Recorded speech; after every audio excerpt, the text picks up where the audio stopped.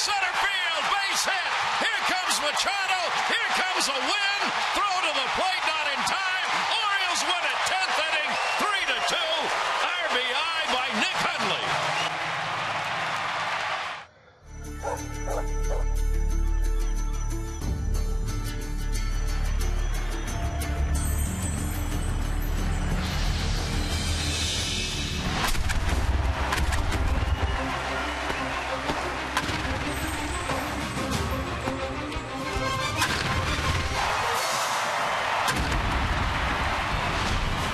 It's the Orioles on Massett, and the Yankees are in town for Game 2 of this 3-game set. The Orioles with that dramatic win in extra innings. There'll be another packed house on hand here at Oriole Park at Camden Yards for Game number 2.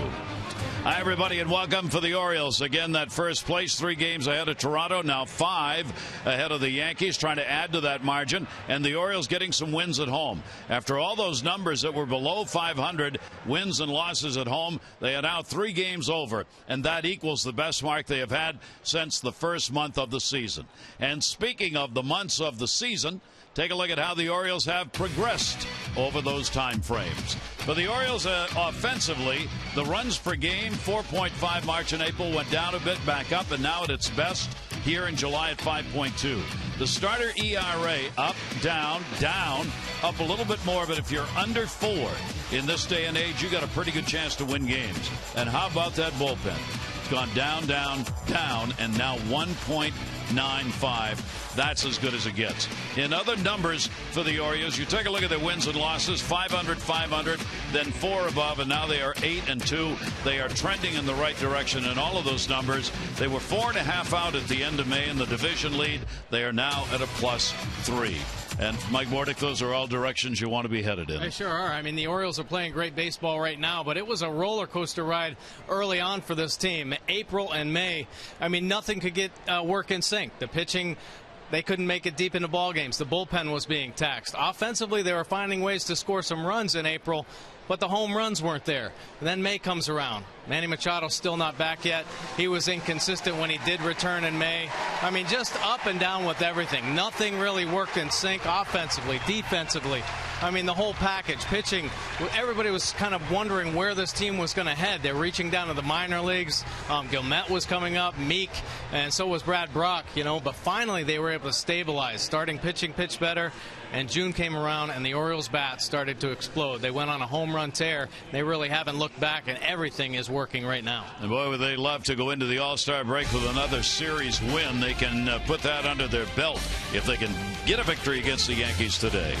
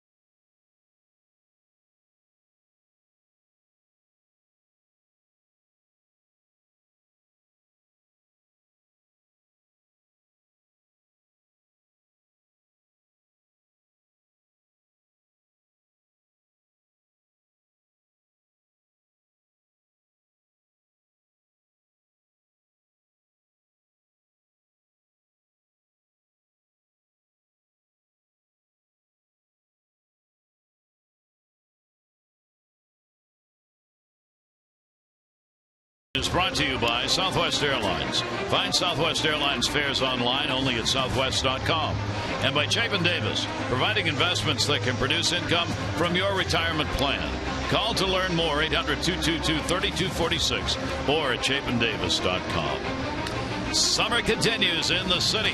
And take a look at our train game time temperature. We are at 86 degrees, some high clouds and a breeze blowing out towards center field to start our game. Visit trainsearch.com to find your local train comfort specialist dealer. It's hard to stop a train, really hard. Starting lineup for the Yankees. They come in playing 500 ball, 46 and 46. It'll be Gardner, Jeter, and Ellsbury, Teixeira, McCann, Suzuki, Roberts, Johnson, and Cervelli. Ichiro is having one of those kinds of months here in July. And let's take a look at Chris Tillman's pitch arsenal this season. The fastball 54% of the time. Breaking ball 34%. And that changeup has come up big for him 12% of the time. Now, Chris, he's had an up and down season. 19 starts, so has the 7 wins, 4-11 or 4.11 earned run average. That's been coming down consistently here recently. 70 strikeouts and the 45 walks on the year. Opponents hitting .252. They have hit 12 home runs off Chris. .275 by the lefties and .225 by the righties. He will get his second shot as the Yankees this year. Pitched against them on June 22. Got a win, no runs, 4 hits, 7 innings. An outstanding performance. Was his 100th major league start in that game. And the pitch will be taken up high by Gardner, and our afternoon game is underway. Brett Gardner at the 0 for 5 in the ball game last night. Had come in with a fairly hot bat prior to taking that 0 for. In at third base, Machado with that great speed that Gardner has, and the pitch will be taken, and the count goes to 2-0. Well, Chris Tillman, one of the things he's been battling all year long is the ability to drive that fastball down in the zone. In his last start, 4 straight balls, and then he ended up settling in and having a great game against the Nationals, where he went 7 strong innings. First 2 innings this year have been the big problem with runs scored, but he has adjusted to that seemingly and have done much better in the first 2 innings of ball games in each of his last 2 starts. That ball put up in the air, right field. Nick Markakis, high glare, a lot of sun, shades his eyes, finds it, and Gardner is retired. Well, let's take a look at this Orioles defense behind Tillman. It is brought to you by Chevrolet this afternoon. Pierce Jones and Markakis in the outfield. Hardy at short, Ryan Flaherty making his 2nd consecutive start at second base. Machado and Davis on the corners. And the hero in last night's ball game, Nick Hundley, behind the plate.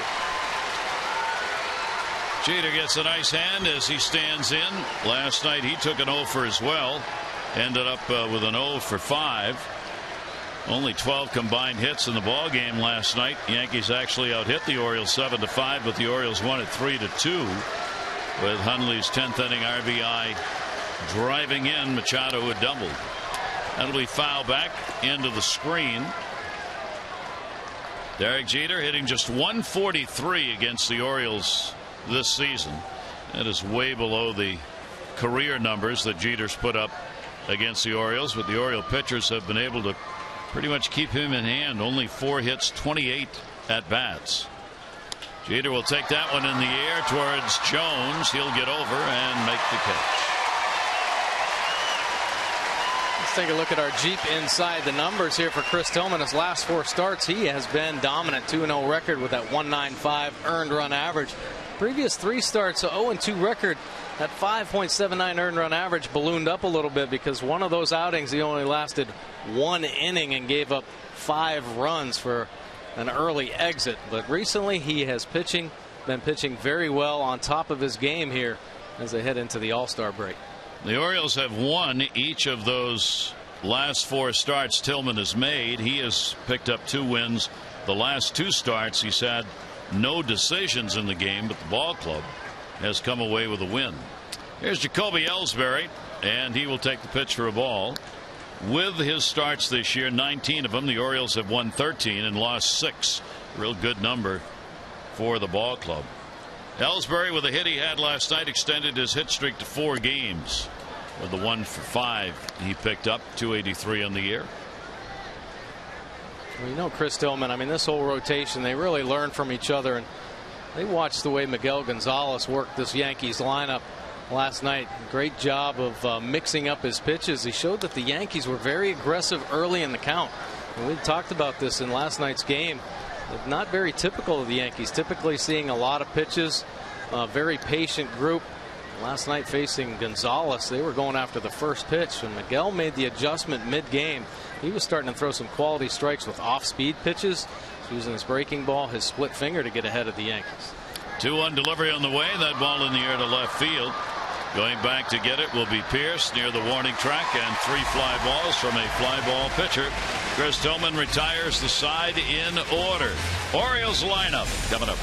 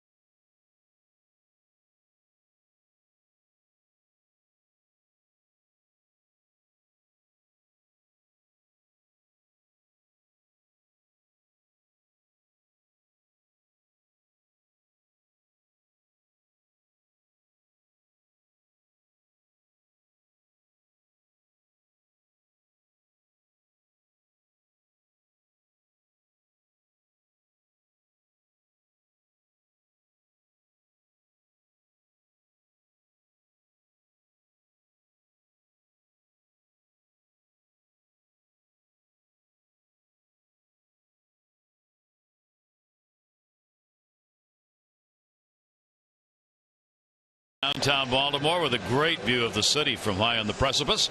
Let's take a look at the starting lineup, brought to you by Southwest Airlines. Their fares online only at southwest.com. Markakis, Pearson, Jones, Cruz, Davis, and Hardy, Machado, Flaherty, and Hundley. For Nelson Cruz, .341 in July with 3 homers and 8 RBIs. And let's take a look at Shane Green's pitch arsenal. Just one start this season. He used the fastball at 61%, breaking ball 38% of the time, and the changeup just 1%. Power arm, he can get that fastball up in the mid-90s. But he had a quality start. He was recalled last week, faced the Indians. There's a look at his numbers. He's been up and down and used in the bullpen. With the 1 start on the year, at 2.84 earned run average, 3 strikeouts and 3 walks, 4 hits given up in his 6th and 3rd innings of work. He turned in a quality performance against the Indians, 6 innings of work and the 4 hits. And they said, well, hey, we'll give you another shot. So here he is making his 2nd major league start against the Orioles. He is 25 years old, out of Claremont, Florida. That's where he went to college. His 6th professional season, and as Mike said, first chance he's had at the major league level coming this year. Nick Markakis will lead it off against him. Nick with an 0 for 4 in the ball game last night. First ball hitting to Jeter, up 1 down. And here's a look at the Yankees defense behind Green this afternoon. Gardner, Ellsbury, and Suzuki in the outfield. Derek Jeter at short. Brian Roberts over at second base. Johnson getting the start at third with Teixeira at first and Cervelli behind the plate. That'll bring Steve Pearce up. Continues in the number 2 spot, rotating between left and the DH role. He's in left today with Cruz doing the DHing. He had an 0 for 4 in the ball game as well last night. A couple of real good starts. Kuroda and Gonzalez, the 2 starters, both non-decision, but both pitched really well. Pearce will take the strike on the outside corner. Jim Joyce, the veteran umpire, working behind the plate, known for being a little advantageous towards hitters as far as the strike zone is concerned. You're not going to convince Steve Pearce of that on the last 2 calls. Jim's a 26-year veteran, a couple of World Series under his belt. Pearce behind on the count here, 0-2. Little wind blowing out towards center to start the game. Another ground ball snagged. Johnson, 2 down. Green obviously hasn't pitched enough at this level to have any kind of numbers on him. In the 6th and a third innings, a right-hander is yet to get a hit off him. Right-handers are 0 for 6. Left-handers 2 for 11. He gave up 1 home run that came to a left-hander. Pretty good minor league numbers for him. 15 games, 13 as a starter. 5-2 this year with a 4.61 earned run average. He has a 16-12 3.72 ERA in 39 minor league starts. He has been both a starter and reliever, more in the starting role. 2 down, nobody on. Jones will take the pitch, down low for ball. Now some really good numbers from Shane Green in the minor leagues. Actually, pitcher of the year, split some time in single A and double A.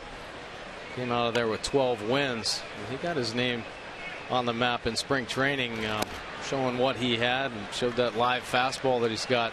See that good 2-seam run on his fastball, and the velocity up there in the mid-90s. That one 94 to Adam Jones.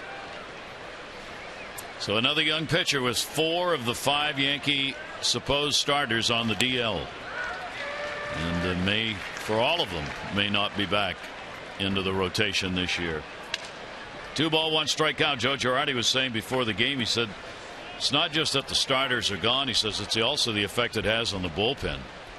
2-1 delivery on the way. That'll be taken in the air to right field. Hit hard. Ichiro back and will make the catch shy of the warning track. He got angled up against the sun. And a 1-2-3 innings of both pitchers.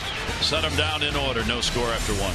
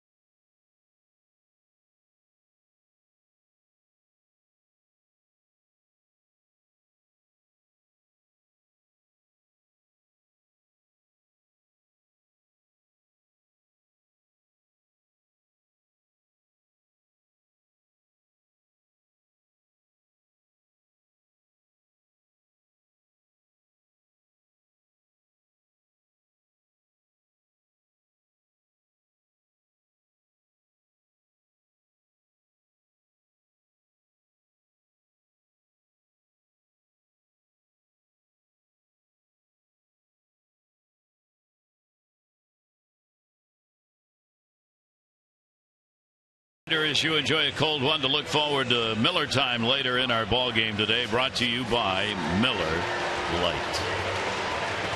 Orioles with some changes today. Miguel Gonzalez, after the great start last night, has been sent down to Norfolk. He will get a start down there. Bud Norris is going to start in Bowie on Monday. Gonzo will start at Norfolk on Tuesday. And Gausman will pitch in tomorrow's game. Buck Showalter making it very clear before the game that young man's here to stay. He's ready to pitch until our season ends. We're trying to get ahead of it instead of it showing up in September or possibly October like it was going to if it continued at the rate. So I know he's pretty happy about that. So that's not a part of the conversation in the dugout before outings and stuff like it has been. Kevin Gausman's in the rotation, period.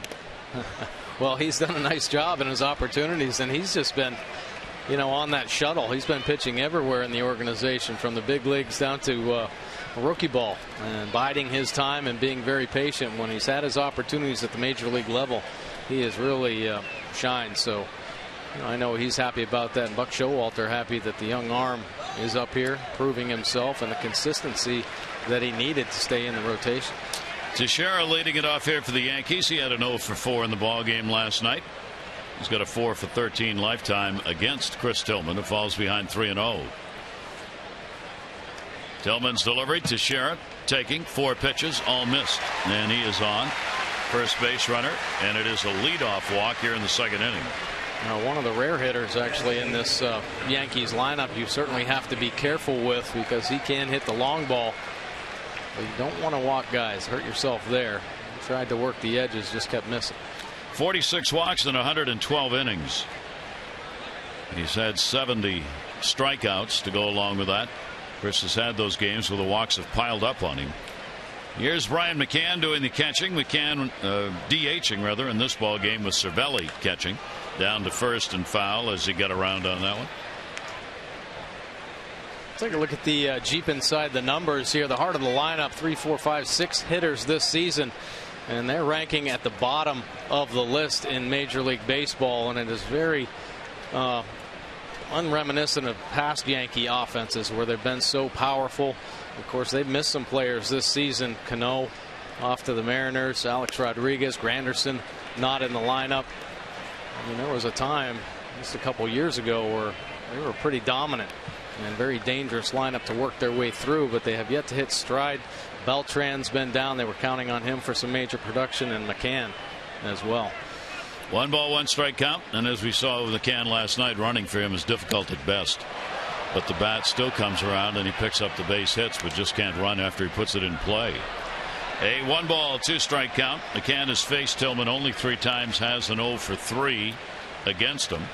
With the Yankee loss in the ball game last night, they slide to 5 games behind the Orioles. Orioles have won 2 in a row. The Yankees have lost 2 in a row. Toronto got the win in their game against Tampa Bay yesterday, so Toronto remains 3 behind the Orioles.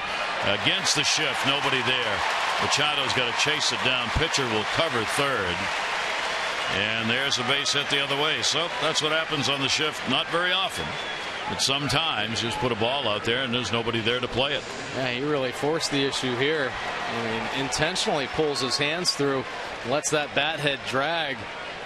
Just kind of rolls it out there. Manny Machado playing up the middle on the big shift. So the Yankees get a chance with 2 on and nobody out, with Ichiro coming up. Yankees last night went 0 for 4 with runners in scoring position. They stranded 7. The Orioles only went 1 for 5 and left 5 on base in the ball game. Yankees as a team hitting .250 in these situations. They are 9th in the American League. Teixeira, McCann, neither fleet of foot. Ichiro will go to left field. Pierce perfectly positioned. He was drawn in a few steps and has an easy play for the first out. Tomorrow night the Orioles host the Yankees. Special primetime ESPN nationally televised game at 8, and the key AL East rivalry showcase makes the final home game before the All-Star break for the Orioles. Your chance to paint the park orange. Get your tickets, Orioles.com or 888-848-BIRD. It was a sellout last night and looks like it will be pretty close, if not a sellout here today, with fans still coming in. Here's Brian Roberts. Roberts had the home run last night. First pitch he's ever seen in an opposing uniform here at Camden Yards. And he belted it over the right field scoreboard. 2 on here. He's taking the pitch, and it is in there for a strike. Well, good change right there. Brian Roberts showing he can potentially ambush like he did against Gonzalez. So Tillman, a little change of pace to get ahead. Teixeira on second base. McCann getting his lead at first. Here's the 0-1. That's a strike at the knees. Here's that first swing of the bat last night. And Brian Roberts, there's a look at his power zone, and the first pitch he saw from Miguel Gonzalez was filling up the center part of the plate, and he got on it for the home run, the solo shot. 45 career home runs here at Camden Yards. Of course, with all the games that he's played here, this is his 661st game here in this ballpark, where he's got a .272 average. Got jammed on that one, fights it off though and sends it back into the screen. It'll stay at 2 strikes. Trying to rush that fastball up and in on Brian Roberts after 2 changeups. Good changeups down and away for the second strike. Almost got him there, but Roberts, the quick bat, able to keep it alive. No score. Yankees with a threat here in the second inning. Chris Tillman with a look back. 0-2 delivery on the way and floats one up. Roberts will take it up high. Gets the ball call and a 1-ball 2-strike count. Tillman's had some unusual numbers. His 1-4 record at home, nowhere indicative of a 2.74 ERA at home. And the same thing's true on the road in reverse, where he's 6-0 and has an ERA of 5.2. 1-2 delivery and taken, and he's gone. Roberts turning back to the home plate umpire Jim Joyce on the call. And Brian Roberts thinking that pitch is up, actually questioning Jim Joyce there. Take a look at the pitch track. Pretty close. Brian knows 2 strikes you have to protect. There Jim Joyce sees that late finish, finally catching it deep, and gets the call. So a big second out. This is reminiscent of the ball game last night in the 4th inning when the Yankees got runners on with a single and a double, 2 in scoring position, 1 out, and didn't score.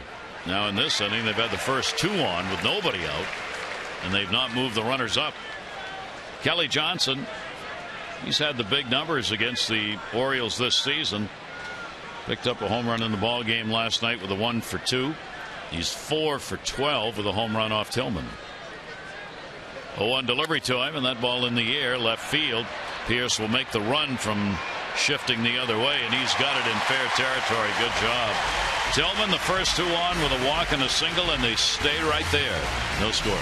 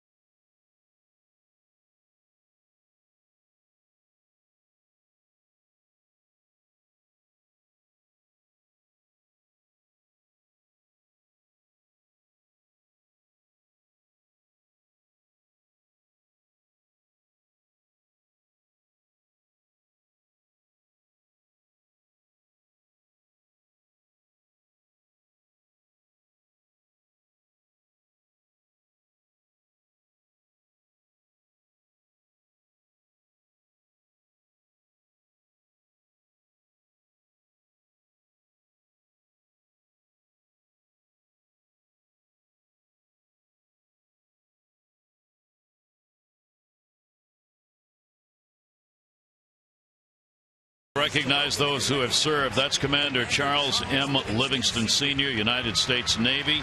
Served for 23 years, starting in '82. A systems management officer. 22 combat missions during Operation Desert Storm. And says of all the things he did, the best moment was a search and rescue mission in the Western Pacific, where they found a capsized fishing vessel, 12 persons on board. They rescued all 12. He's got innumerable medals: Defense Meritorious Service Medal, 2 Meritorious Service, Navy Marine Corps Commendation, and others. On hand here, and a standing ovation for him between innings here at the ballpark. No score as the Orioles bat in the bottom half of the 2nd inning. Cruz, Davis, and Hardy. Designated hitter in the ball game today against Shane Green, the right-hander. Cruz getting ready after tomorrow night's game. They'll be heading out Monday for the All-Star game. They get their players drift in on Monday, get to sign 9 billion bats, balls, uniforms, anything you can imagine will be lined up on the tables in each of the dressing rooms for the players to sign. And then they'll get down to getting the uniforms ready, get a BP round in on Monday in the afternoon. Nelson Cruz, 1-0 count, had an 0 for 4 in the ball game last night. I think Nelson Cruz would be happy to sign those balls and bats in the All-Star game. It's probably the biggest task of that All-Star players have. Right. They surround the table with chairs because you got to sit down, because I mean you sign a lot of stuff. 1-1 delivery on the way, and that one's going to be chopped foul, and a 1-ball 2-strike count. But Oriole fans will have a chance to watch their All-Stars, obviously, in the nationally televised program, and where generally the pregame shows the biggest part of the game, but it's a great celebration of baseball. Yeah, a couple real deserving Orioles. Of course, Nelson Cruz will be out there. Adam Jones and Matt Wieters voted in. He was having a sensational start to the season offensively, of course defensively as well. And the first strikeout of the ball game for Green. If you look at the good fastball, a little cut action there as it works itself away from Nelson Cruz. Dangerous if he can get his arms extended. You see him reaching and couldn't quite get to it.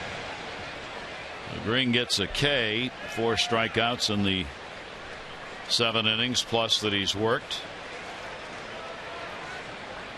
Here's Chris Davis. Chris with the 0 for 3 in the game last night. And the pitch there for a strike. Shift is on. Jeter's the only one on the third base side. All those little dots are players. Yeah. Big shift. Brian Roberts way out in the outfield grass. Chris hits it to him. Roberts on the scoop, running throw. Nice play. That was not an easy throw. Davis retired. 2 down. Maryland Lottery contestant of the game, Maureen Hawkins from Bryant's Road, has won $500 for being selected. You get $500 more for every Orioles home run hit. Play the Orioles scratch off for the Maryland Lottery. Your chance to be the contestant of the game. You could win a trip for 2 to see the 14 MLB World Series. Enter by September 1st to qualify. Find out all the information, mdlottery.com/Orioles.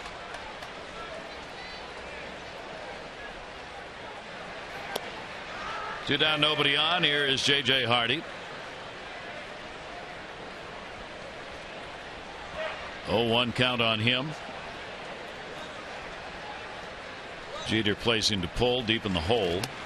Pitch on a slide away, and it's 0-2. Well, Shane Green working pretty well here early in the ball game. It's always tough for major leaguers facing young pitchers that they're not familiar with. There's so many times they get the opportunity to see pitchers in the big leagues and understand what they're trying to do to get them out. So, you know, the Orioles lineup, they look at the videos, they read the scouting reports. They have some players that probably had seen Shane Green pitch in the minor leagues. Caleb Joseph comes to mind, and now Steve Clevenger. Steve Clevenger as well. So you get the scouting reports from the players. Teixeira at first base in fair territory, and he will put it away. So 6 in a row set down by Green. 2 complete here at Camden Yards. No score.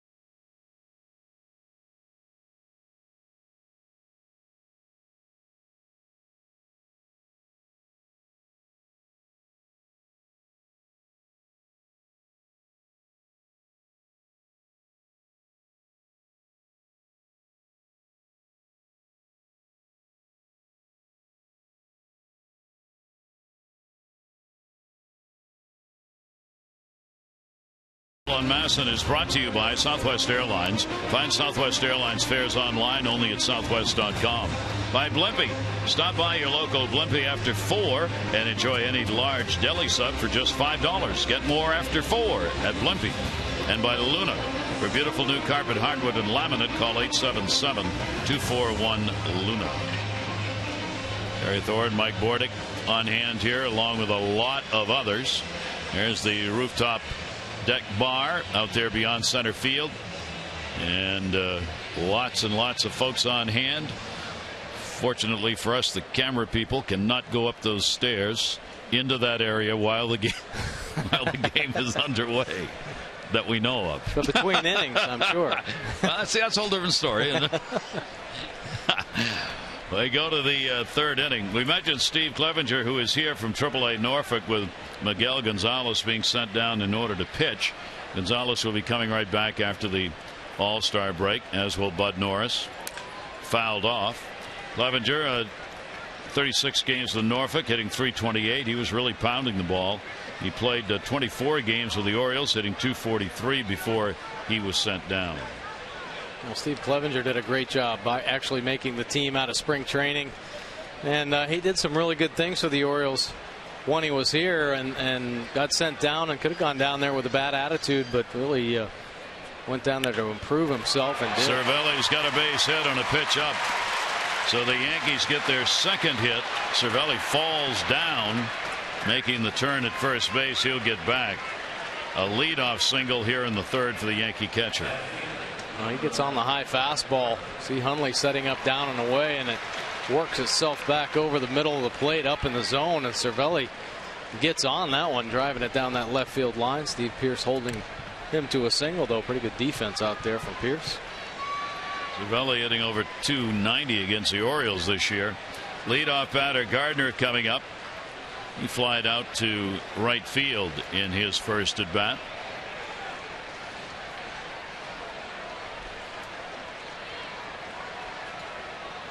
Tillman looking over, no lead over there at first at all. And Gardner will take the off-speed delivery. It is in there for a strike. Tillman showing the great command of that changeup. Gone to it, picked up some first pitch strikes with it. Just got to work that fastball down in the zone. Hasn't really, he did get that called third strike on Brian Roberts. Hasn't gone to the breaking ball too often here in the early part of the game.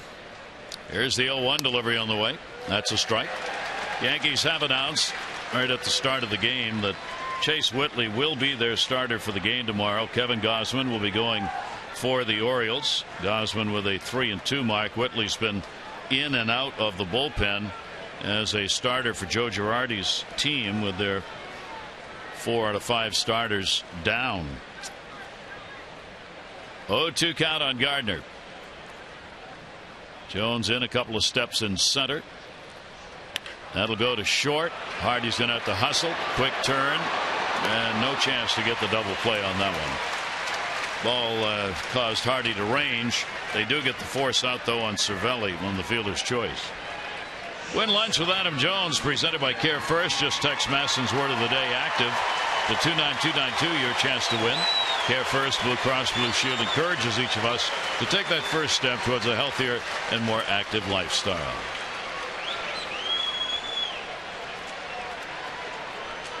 Jeter flied out to center field. His first time up. No score, top of the third.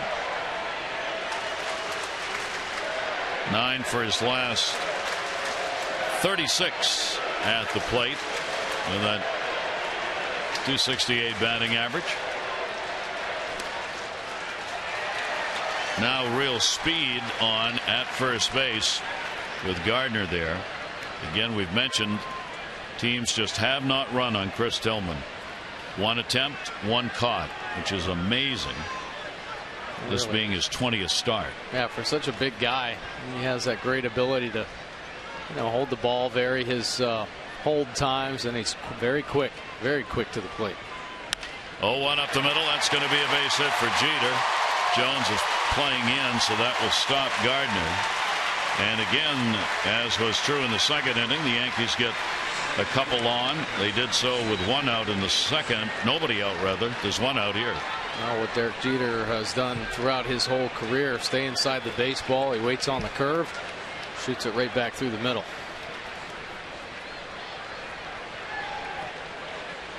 Oh for 3 already in the ball game for the Yankees with a runner in scoring position. Ellsbury will get the opportunity here. No score. Yankees have put 3 hits up on the board. Ellsbury hitting at .280 in these situations. Gardner and Jeter, the base runners, with the middle of the order up. Lineup loaded with left-handed hitters. Foul back. A lot of lefty switch hitters in the lineup. Only 2 right-handers, Jeter and Cervelli. Tillman with runners in scoring position. Opposing hitters are .263 against him. Decent number, not exceptional, but decent. Look at that little stat there. Chris Tillman aggressive in the strike zone, though. No balls thrown. 0-1 delivery on the way. Off speed breaking ball in there for a strike. That one tied up Ellsbury. Yeah, real good pitch from Chris Tillman. Derek Jeter got the base hit on a breaking ball. That one a little sharper to get ahead of Ellsbury. Ellsbury has gone 7 for 24 against Tillman. Good number. He's had 1 home run off him. Tillman with a look to second base. Hardy holding the runner. 0-2 delivery on the way, and that'll be up high. Well, good try there. I mean, Chris Tillman's fastball, when he elevates it, meaning to elevate it, it can be a very effective pitch. And he's been driving the ball down here last couple innings, so showing that he can throw his fastball down, and then they try to elevate, and he has extra life at the top of the zone with his fastball. But it's much more effective if he can consistently locate down in the zone. 1 ball, 2 strike count. And leans, and he's gone. He let it go thinking it was away, and it wasn't. And Tillman gets another big strikeout. And a couple Yankees batters turned around and had a little discussion with home plate umpire Jim Joyce. This is a good fastball as Tillman drives it downhill. Hundley locking it up, setting up away. Might have been a touch off the plate. Tillman gets the call on that one. Had the strikeout against Roberts in the second inning with 2 on. Now 2 down. Here's Teixeira. And the shift on against him. He drew the lone walk surrendered by Tillman in the ball game. Teixeira's .286 with runners in scoring position. Gardner at second, Jeter on at first.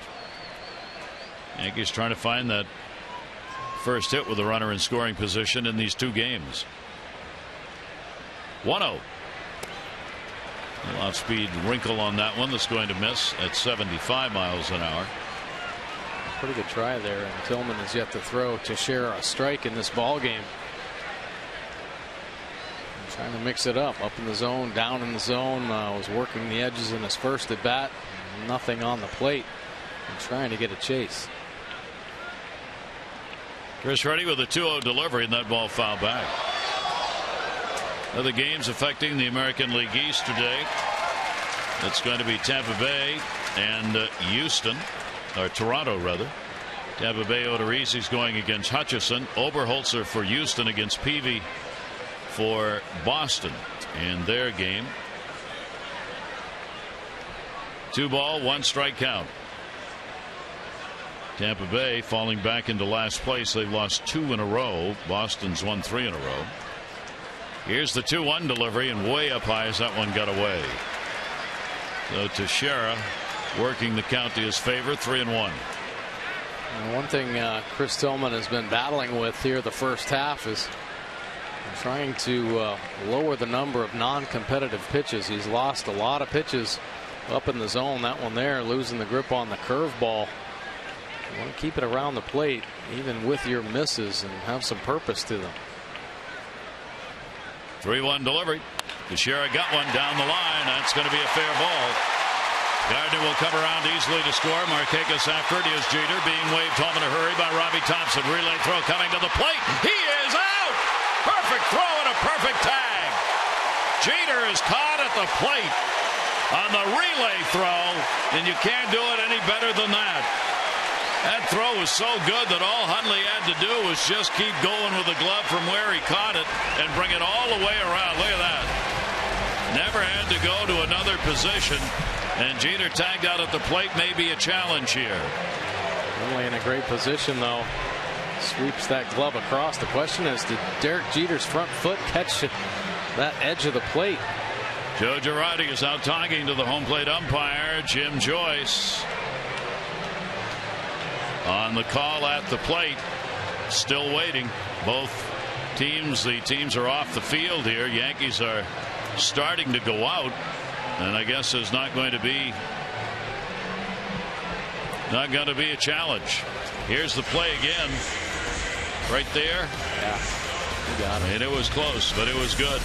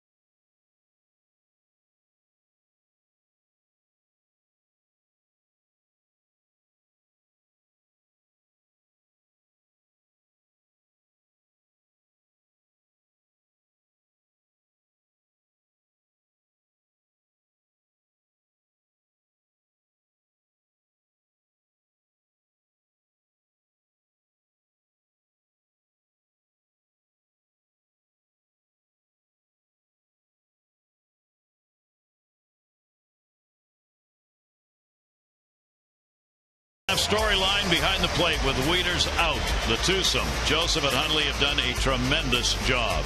In July, Joseph 286, a homer, 4 RBIs. Hundley, since joining the Orioles, 258, 2 home runs, 10 RBIs, including a game winner. Joseph and Hundley, the Orioles, battery mates for themselves, and they have gotten it done. Pitch will be taken for a strike. Manny Machado. They've done a great job really handling the staff, but when they produce, they do it the right way. 16-1 when Hundley or Joseph had an RBI. So their hits have mattered in the Orioles' success. Manny Machado, 1 for 4 in the ball game. Great play at the plate. Flaherty made that relay throw. Nick Markakis to Flaherty to Hundley. Broken back ground ball to third base. Kelly Johnson. Orioles down by 1 as the RBI went to Teixeira, driving in Gardner, and then Jeter got thrown out at the plate to end the inning. So the Yankees get the early lead for Shane Green. Shane Green been throwing the ball pretty well. 70% fastballs, most of them those two-seam fastballs. A lot of ground balls here in the early going. Here is Flaherty with the 0 for 4 in the ball game last night, and the pitch will be taken for a ball. Flaherty, we mentioned on that throw, he couldn't ask for a better throw to the plate. Hundley didn't have to move, right into the glove, and he just came across with the tag on Jeter. That one's going to be down low as well. 2-0. Yeah, that was a beautiful relay, and the Orioles have been doing a spectacular job with that all season long. But Markakis is the guy to start that. Plays that right field so well, and it was getting tangled up down there. He takes his time, gets the ball and makes a perfect throw to Flaherty, and Flaherty was right on time with the delivery home.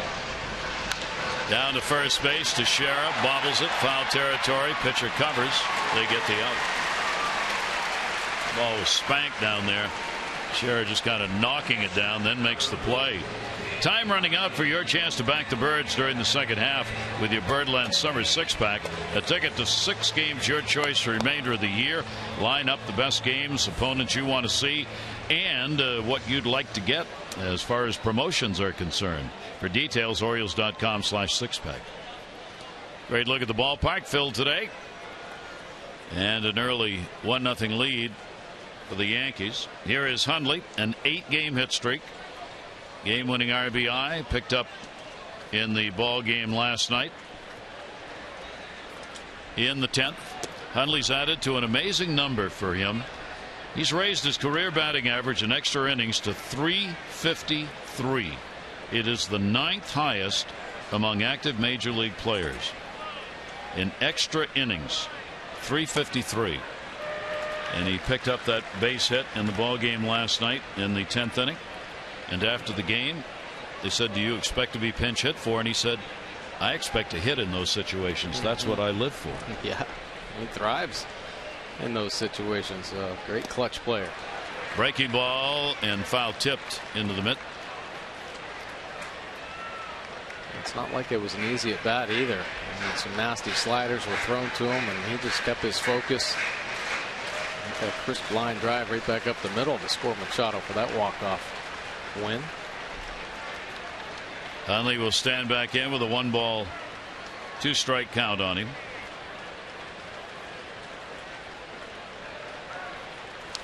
Shane Green, Yankee starter, gets it on the outside corner and has an easy one. 1-2-3, 2 strikeouts in the ball game. He's retired all 9 faced.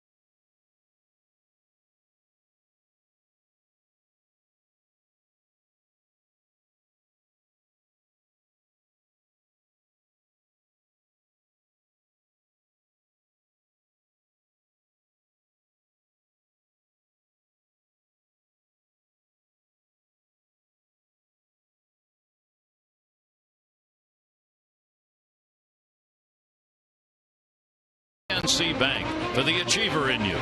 By Mitsubishi. Mitsubishi Motors invites you to find your own lane. And by Ocean City, Maryland. Put your vacation days to good use in Ocean City, Maryland. Book now at ococean.com.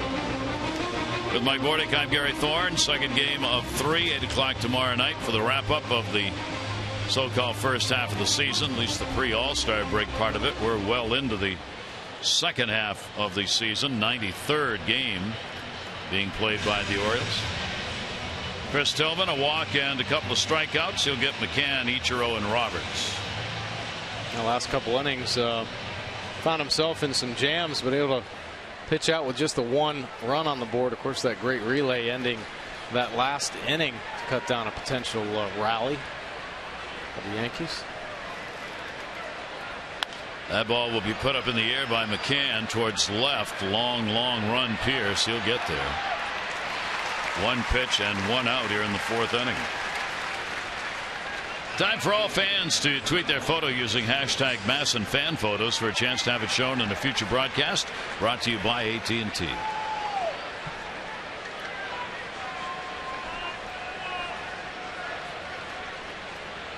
Ichiro coming to the plate with one down, nobody on. Ichiro flying out to left field his first time out.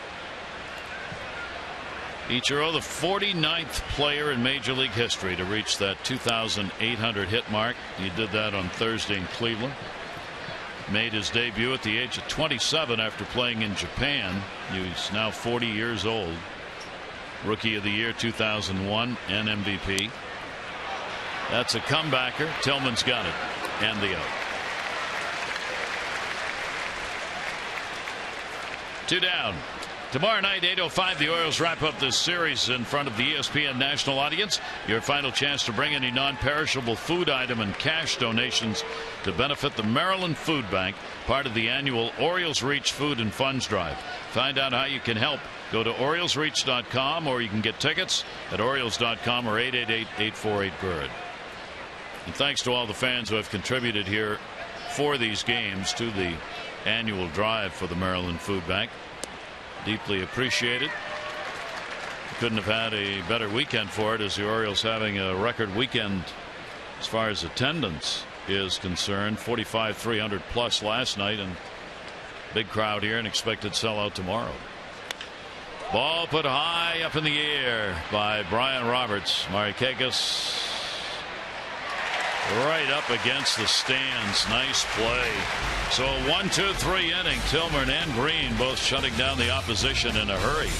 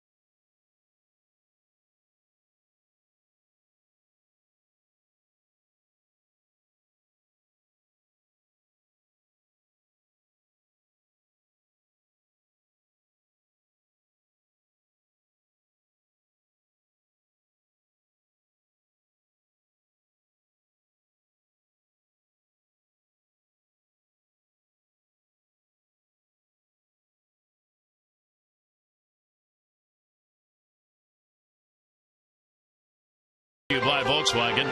Rookie Nick Markakis hit 3 of the Orioles' 5 solo home runs, powering the Orioles past the Twins 6-3. Markakis became the only rookie in franchise history and only the 13th in American League history to have 3 long balls in a single game. He joined Johnny Gomes, who did it for the Rays in 2005. Only 2 AL rookies in this century to turn that feat. August 22, 2006. I get a curtain call right there. Nick Markakis, and it shows the great patience that the Orioles had with some of their younger players coming up through. He got off to a really slow start that year, and he slowly started turning things around in May, and next thing you know, he pops out 10 home runs in the month of August. Of course, those 3 home runs there hit in August, but 14 home runs in the second half, and ended up hitting .291 that year with the help of, we saw Terry Crowley in that picture. Great hitting coach for so many of the Orioles. Green has retired the side in order, first 3 innings. So Markakis leads it off again. 1 run, 4 hits for the Yankees, 0s for the Orioles. 3 left by the Yankees. Orioles looking for their first base runner. Markakis will take the pitch for a strike.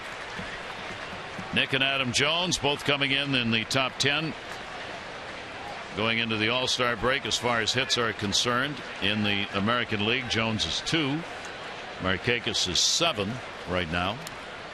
And they join a very select list of Orioles who have ever had 110 or more hits as a duo prior to the All-Star game. 1969, Paul Blair and Frank Robinson. Manny Machado and Adam Jones last year. And Adam Jones and Nick Markakis this year. Well, there's a look at it right there. Of course, last year, Manny Machado with the incredible first half, but the consistency of Adam Jones, has been as good as anybody. Now a perennial all-star. Let's look at Manny Machado, and he's right back on track. And he'll have a strong second half as well. Adam Jones with the great numbers this year. Markakis, big season here, big first half. Nick will stand out.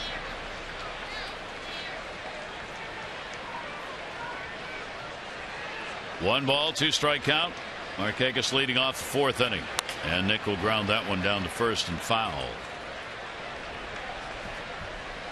Humid out there today. It's one of those summer days here in Baltimore. It'll wear on the pitchers as it goes along. So both really want to keep that pitch count down as much as possible. So far, each able to do that. Green's thrown only 32 pitches. Retiring 9. And a 1-2 count on Markakis. Nick will take the pitch inside for a ball. Tries to sneak that fastball in on hitters. 94 miles an hour. Yeah.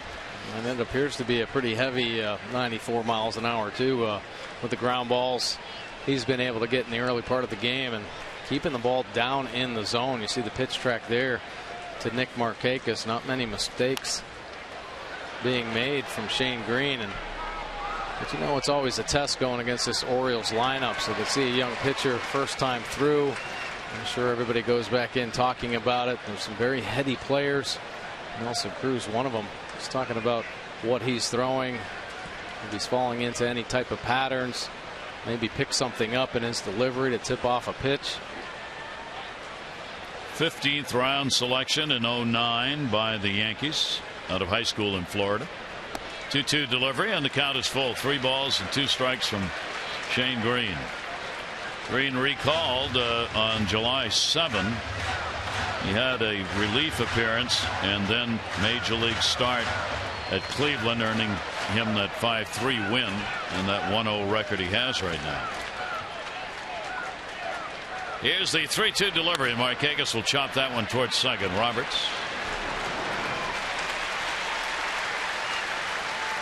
One out here in the 4th inning. Our aerial coverage provided by DirecTV. If you call yourself a sports fan, you got to get DirecTV. Call 1-800-DirecTV. And a great shot here. Guys, look, they're waving in the window. Hey, nice place to be today. Great view. Great view. Very few clouds again, as was true for the ball game last night. So too here in our late afternoon start. Really a gorgeous weekend here in Baltimore. Steve Pearce grounded out his first time up. Pearce will take the pitch inside for a ball.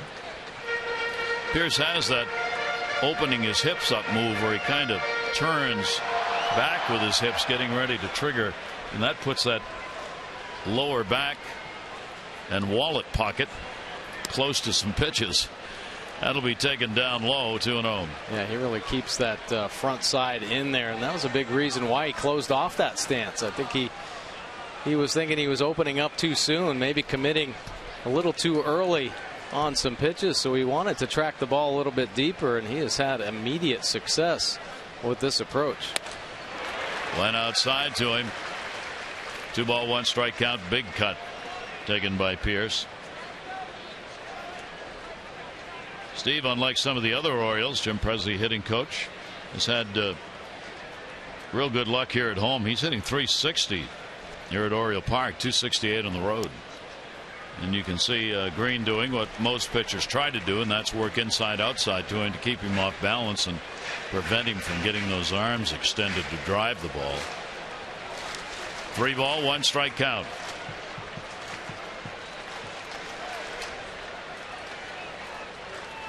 Shane Green delivers to him, and Pierce is the Orioles' first base runner. Great at bat right there by Steve Pierce. And take a look at the Orioles' production by spot in the lineup this season and Major League rankings, and they're up by the top in all of them. 1 through 3 hitters, 42 home runs and 138 RBI. 4 through 6, 45 home runs, 155 RBI, and the 7 through 9 hitters also very productive, 26 homers, 95 stakes on the board for them. So this Orioles lineup has really started heating up. We talked about their home run production starting on June 1st. And now everybody in the lineup just key contributors to the production.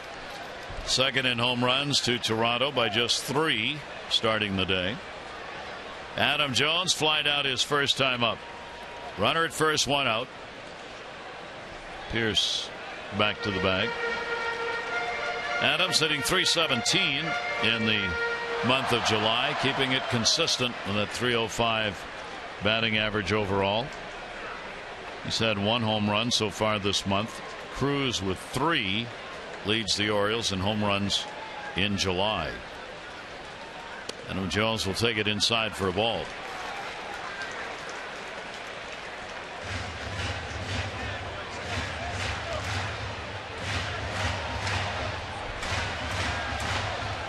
Sean Green has been getting the ground balls, and right now in this situation would like to keep it down here on Adam Jones and try to get himself a double play. Well, the Yankees haven't been very proficient this season in turning the double plays, not even close to as good as the Orioles defense. He's kind of losing it a little bit here after Steve Pierce draws that walk. The command kind of falling off a little bit, so Belly trying to get him back on track. 2-0 count against Jones. Adam getting ready for the All-Star game, participation in the Home Run Derby. Be with the American League team named by Bautista. If you're going to be in the Home Run Derby, you got to warm up, so he came out early today. Well, Jet Ruiz, a friend of his from back in San Diego, came aboard the Orioles staff, throws batting practice, works out in the bullpen, and he will throw to Adam Jones in the All-Star game. So the both of them are trying to get in sync.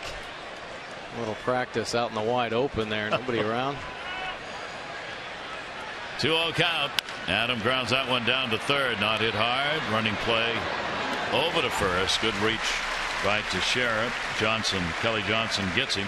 Pierce goes down to second base, and there are 2 away. I've often wondered whether there's more pressure on the hitters or the pitchers at Home Run Derby, because those BP pitchers, I mean, they're trying to make perfect home run pitches. Yeah. That's not easy. You think it is. Heck no, it's not easy. Not in front of a full house. Yeah. Oh my gosh. And you don't, every pitch that doesn't get swung at, everybody kind of goes, because they want every pitch to be right there and every pitch to be hit for a home run. So you're really under pressure to throw strikes. There's Jet Ruiz right there. He's going to be throwing batting practice to Adam Jones in the Home Run Derby. So of course there's a little bit of pressure on him. I've been talking to him about it the last couple of days. He did say he got himself a haircut. He wanted to look good on there. I love it. But the one thing, and he thinks he's going to do fine, is they have a catcher. So he'll be throwing to a catcher in the All-Star game. Regular batting practice, pitchers don't throw to catchers during the season. Yep. And that's what he was working on today. Rudy Arias was helping him out. So it might help him a little bit, but the nerves are going to be high. He wants to give Adam Jones some good pitches to hit. Chance for the Orioles to get this game tied up. Cruz, a strikeout victim, runner at second base. That's where Green has worked him with that slider away. 0-2 count. Orioles here in this series are 1 for 5. Runners in scoring position. This is their first chance today. Nelson Cruz has shown one hole here in the first half. It is that spot down and away off the plate, and Green hit that spot there. But if you make a mistake and leave it on the plate a little bit, he can do some damage with it. Same pitch, got the result he wanted. Third strikeout for Green. He hasn't given up a hit yet. Did walk Pierce, the Orioles' first base runner, left at second.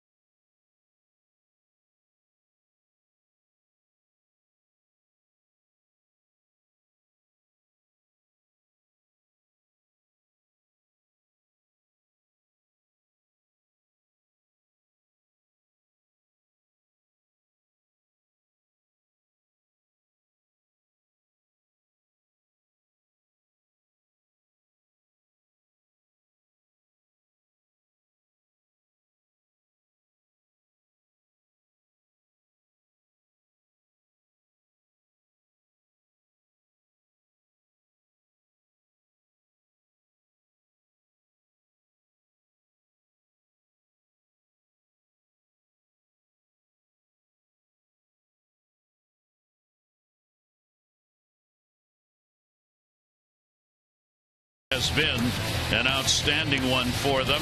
They have been led by their offense, which scored runs when the pitching couldn't get it together, and then that the pitching has got it together, the offense has continued to put up some surging numbers, getting even better. 7-1-2 in their last 10 series against the American League East. They now find themselves 10 games over 500 and just 4 games over that point in 2012, the last time they went to the playoffs. Yeah, it's really been an exciting first half, and it's so impressive to see how things have come together. There were so many question marks early on, everybody thinking the bullpen was going to get overused, and somehow Buck Showalter able to manage it as well as anybody, keep the arms fresh. They've obviously been using some arms back and forth from the minor leagues. There have been some injuries as well. Let's not forget, I mean, Matt Wieters, of course, being lost for the season. Chris Davis went down on the disabled list with the oblique. A couple pitchers, Bud Norris and Miguel Gonzalez here recently going down. So the injuries the Orioles have been able to deal with very well and kept their head above water those first couple months, maintaining that 500 batting average, and the emergence of some key players. Of course, Steve Pearce has played a huge role in their offensive success, and Nelson Cruz coming to the forefront. That'll go into the shift. It'll be played by Flaherty, and Kelly Johnson is retired, one away here in the 5th inning. Cervelli and then Gardner due up. When the Orioles take on the Mariners Friday, August 1, 7:05, the first 20,000 fans 15 and over will receive an Orioles 60th anniversary 3/4 sleeve t-shirt. Celebrate the 60th for the Birds as the O's push for the 14th postseason. For tickets, Orioles.com or 888-848-BIRD. Already talking about August. We are July 12, and the All-Star game coming up Tuesday. Big West Coast trip is coming up for the Orioles. Pitch will be taken away for a ball by Cervelli. Francisco Cervelli picked up a base hit his first time up. 1-4-0 for the Yankees. Zeros across for the Orioles. Tillman a walk and 2 strikeouts. 1-0 pitch. Cervelli up high to him. After the All-Star break, the Orioles go to Oakland. They've been playing the best baseball in the American League of late. They've got a 3-game series there, 3 against the Angels and then 4 against Seattle. It's always a tough trip, no matter what. But all those teams are playing really good baseball. Towering fly ball to left field. Pearce has it in range. And he's got it, and there are 2 down. Our Krieger Eye Institute Orioles upcoming schedule, from routine to the most specialized eye care. LifeBridge Healthcare's Krieger Institute handles it all. Call 410-601-2020 for a same-day appointment. There you go. Yankees tomorrow night at 8 o'clock on ESPN, and then off to the West Coast after the All-Star break to take on the A's for 3 and the Angels on Monday, July 21st. Those Angels have won 8 of their last 9, 17 of their last 21. They are 24-9 since June 6, and that is the best record in the majors during that span. Leadoff batter Gardner. He scored the lone run, 3rd inning. He reached on a fielder's choice. Jeter would deliver a single, and then Teixeira the RBI base hit, with Jeter being thrown out trying to score the 2nd run in that inning. Well, that American League West is going to make teams think twice about trying to possibly make some moves for the wild card. Because right now, all 3 of those teams right there.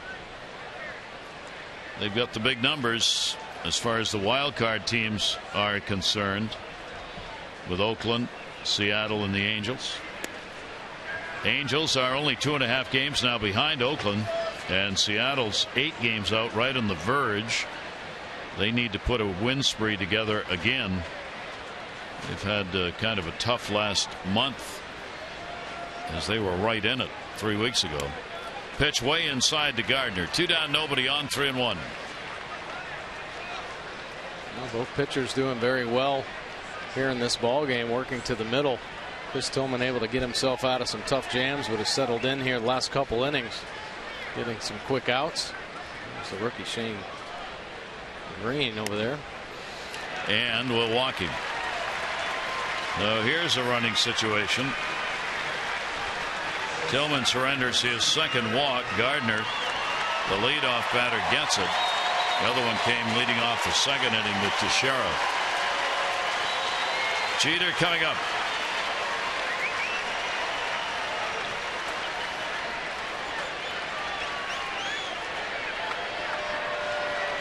Tillman will keep an eye on Gardner over there at first base. They'd like to get him in scoring position, but as we've talked about, so hard to do against Tillman. Gardner's 15 out of 19 in stolen bases. Delivery on the way, and that one's going to be fouled back. See the multi-hit game record. Derek Jeter right now has moved into the very select group. Cobb, Rose, Speaker, Musial, and Aaron. Jeter reaching that 1,000 mark. Multi-hit games this past week. Clearly a chance perhaps to move up, but it'll be hard. But boy, not exactly a bad position to be in for your career. We're going to go down obviously as one of the all-time greats in the game. Already a legendary New York Yankee, all the World Series titles, and the people that he's passed by with all his offensive numbers. 1 ball, 1 strike, 2 down. Yankees have a runner on at first base. Gardner's not gotten a particularly big lead over there. 1-1 delivery on the way. Slow roller. Manny Machado can go to second, does, and records the out to Flaherty. No runs, no hits, no errors, 1 left. It's all about pitching on this Saturday afternoon. Yankees up by 1.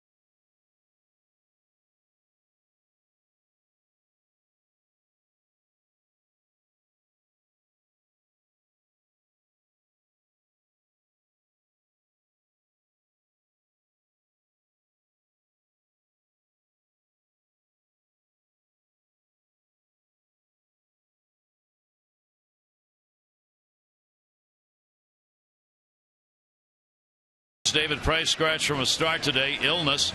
Last 8 starts 2-1-7. Joe Maddon said he should be ready to pitch tomorrow. If not, Eric Bedard will take his place. The Red Sox have won 3 straight after losing 4 in a row. And John Farrow, the manager, said we've gotten some timely hitting. Our pitching has been solid in the last 3. We're playing with a lot of energy. He credits the young players the Red Sox have brought up for re-energizing the team. Toronto Blue Jays, Nolan Reimold. He cannot stay healthy. He was playing well. He's now gone on the DL. And second baseman Minori Kawasaki, leg injuries also. Both of them had to come out for Toronto in that game yesterday. Both Kawasaki listed day-to-day and Reimold on the 15-day DL. It's unbelievable. It really is. I mean, it's too bad. Worked so hard to get himself ready to play again and gets an opportunity back in the major leagues with Toronto and goes down after a short period of time. So 1-0 ball game. Green making just his second major league start, third major league appearance, has shut the Orioles down through 4. Davis grounded out his first time up. Well, Green doing a nice job. Obviously that good fastball to get the ground balls, but starting to mix in some of the hard sliders there. A pretty good cutter at 88 miles an hour in on the hands of Chris Davis. shown the pretty good slider as well. That Nelson Cruz that last inning. Hardy and Machado to follow in the Orioles half of the 5th inning. The Orioles only runner Pierce to the walk in the 4th inning. Davis will chop that one foul right at the plate, and the count will stay at 1-2. Again, first half of the year, everybody knows if you said Chris Davis is going to be hitting 199, have 14 home runs at the All-Star break, and the Orioles are going to be in first place, what do you think the odds on that would have been? Would have been about the same as Germany and Brazil 7-1. 2-ball, 2-strike count. I guess the good news is there is still some pretty good production out of Chris Davis's bat. 14 home runs and 46 RBI, and always a threat. I think just his presence in a lineup can shake things up a little bit, and his defense has been off the charts here the last couple months. I mean, that play he made in last night's ball game, really a game-saving play in a bunt situation, came in and a great athletic pirouette throw to second base to cut down the out. 2-2 delivery on the way. See Cervelli, the take back. Cervelli's ready to throw the ball around and put himself in the poise and then stop. Well, a good pitcher's pitch, but it runs off the plate a little bit. And Cervelli bouncing up to throw it around the infield. Of course, says, get back here. 3-2 delivery. That'll be fouled off outside of first base. Bad news for the Orioles. Chris Davis has not had the kind of first half they hoped for. Good news for the Orioles. What is due in the second half? We'll see. And you know, Chris Davis wants to be a major contributor in this offense, and was such a huge part of last year's season. 3-2, and he'll go down swinging. That's 4 strikeouts for Green. Green really pitching Chris Davis tough, working in off the plate, away. Comes up with the good fastball. Look at that tailing action down and away with the good velocity to get Davis. And with a struggle ongoing, as you would expect, the strikeouts have been piling up for Chris Davis. He now has 103, which is second to Springer of Houston in the American League in strikeouts. Hardy popped out his first time up. I still hesitate when I see Houston and American League in the same sentence. Yeah. I agree. It still just doesn't quite feel right. Here's the 0-1 delivery on the way. Big time jam shot right there. 0-2. Green's throwing strikes. Yeah, he is. A nice first pitch slider on the outside corner to J.J. Hardy, and then J.J. thinks he's going to leave that fastball in the inner third, but that good fade that he's been getting here in the early part of the game gets him. He'll take that away. 1 ball, 2-strike count. You see only 58 pitches used. Ian Tillman in a big time starters battle. 1-2 delivery. Hardy again refusing to go after it. Ball drops right in front, right under Cervelli. And 2-2 on the Orioles shortstop. Hardy hitting .333 coming into this game against the Yankees on the year. With solid numbers, the Orioles have the 5-2 edge in the season series.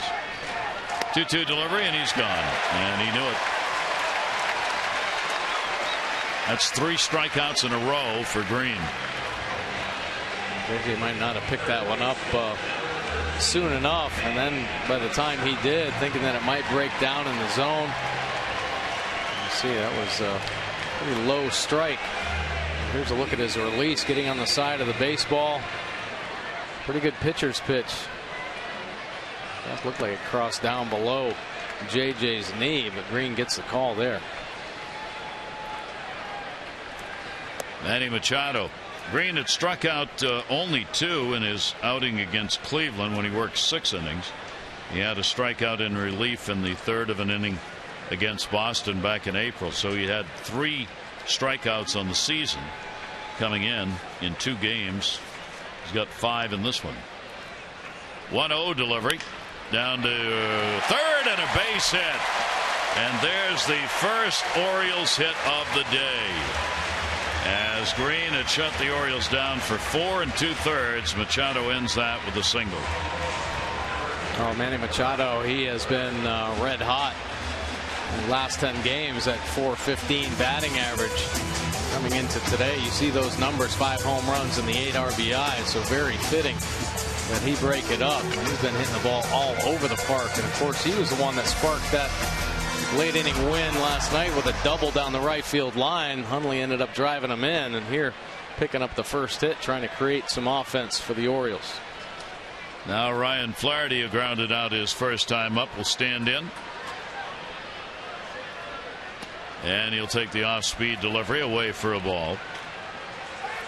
Flaherty, he's had 9 multi-hit games this year, including 1 3-hit ball game, 4 multi-RBI games this season, twice driving in 3 in a game. He and Jonathan Scope at second. Throw over to Teixeira. Machado back to the bag.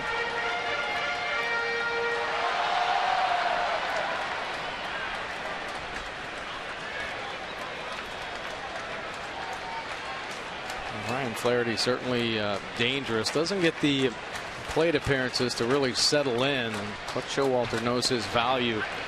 And of course, the ability to play all over the field. And really the only guy that can play shortstop if something happens to J.J. Hardy. Actually, J.J. did go down early in the season where Ryan had to fill in at shortstop and did a good job there, but he can play third, all the infield positions and some outfield positions as well. You make a mistake and you can get it out of the park in a hurry. 2-0 delivery taken down low. We've seen 2 spurts in the game where Green, even though he's given up only 1 hit, would seemingly lose the strike zone for a hitter or more, then settle down and find it again. He's in one of those right now where he's having a little problem throwing a strike. 3-0 count on Flaherty. Hundley waiting on deck. Machado with the short lead at first base. Green's 3-0 delivery. Flaherty with a green light, swings and misses. I think that's a good green light opportunity for Ryan Flaherty. Look at the tailing life there. Great quality pitch on a 3-0 count for Shane Green right on the outside corner. 3-1, 2 down. Green's delivered to Flaherty and a check swing strike. And it goes full. So Teixeira comes in to tell his starter, I'll be behind the runner. Don't throw over here because there's nobody to catch him. We've seen that happen before. Yes, it does. Machado will get his lead. 3-2, 2 outs.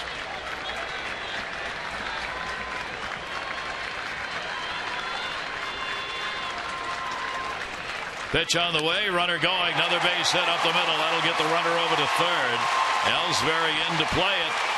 And on a 3-2, Ryan Flaherty delivers a single, and the Orioles, who had no hits coming into the inning with 2 down, get back-to-back base hits. Nice job right there by Ryan Flaherty. Some frustration after swinging at that 3-1 pitch, but look at him stay on this. Great extension, reaching out, coverage even out off the plate. Too close to take, and he smacks it back up through the middle. Manny Machado on into third base. So the Orioles get their second chance with the runner in scoring position. Hundley will get the opportunity, a strikeout victim.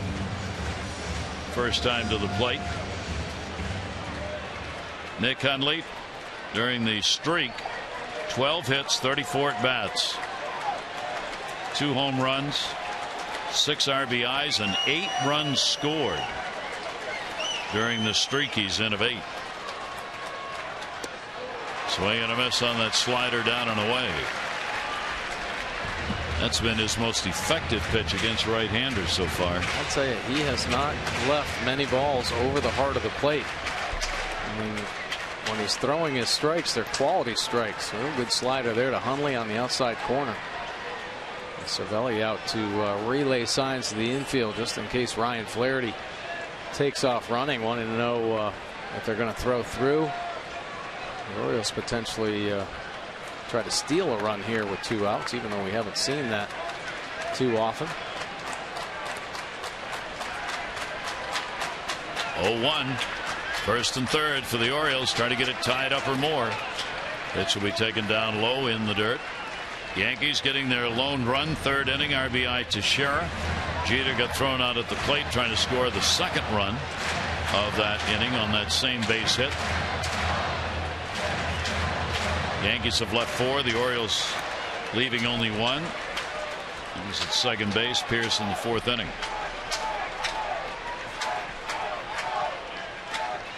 1-1 delivery on the way, and that's in there for a strike. I'm liking his slider here. Lost command with that fastball. There were a couple hitters, but here getting up the strike. It backs up on him, but catches that inside corner. In the minors this year, Green struggled with runners in scoring position. Opponents hit .321 against him in the minors. That's a very high number. 1-2 delivery on the way down to third and just missed. Corey Blazer, third base umpire, right on it. I've only seen the slider now. He was on this one. Just hooks it. Catches it out in front a little bit too much. Cervelli telling him, hey, you're ahead now. You don't have to leave pitches on the plate.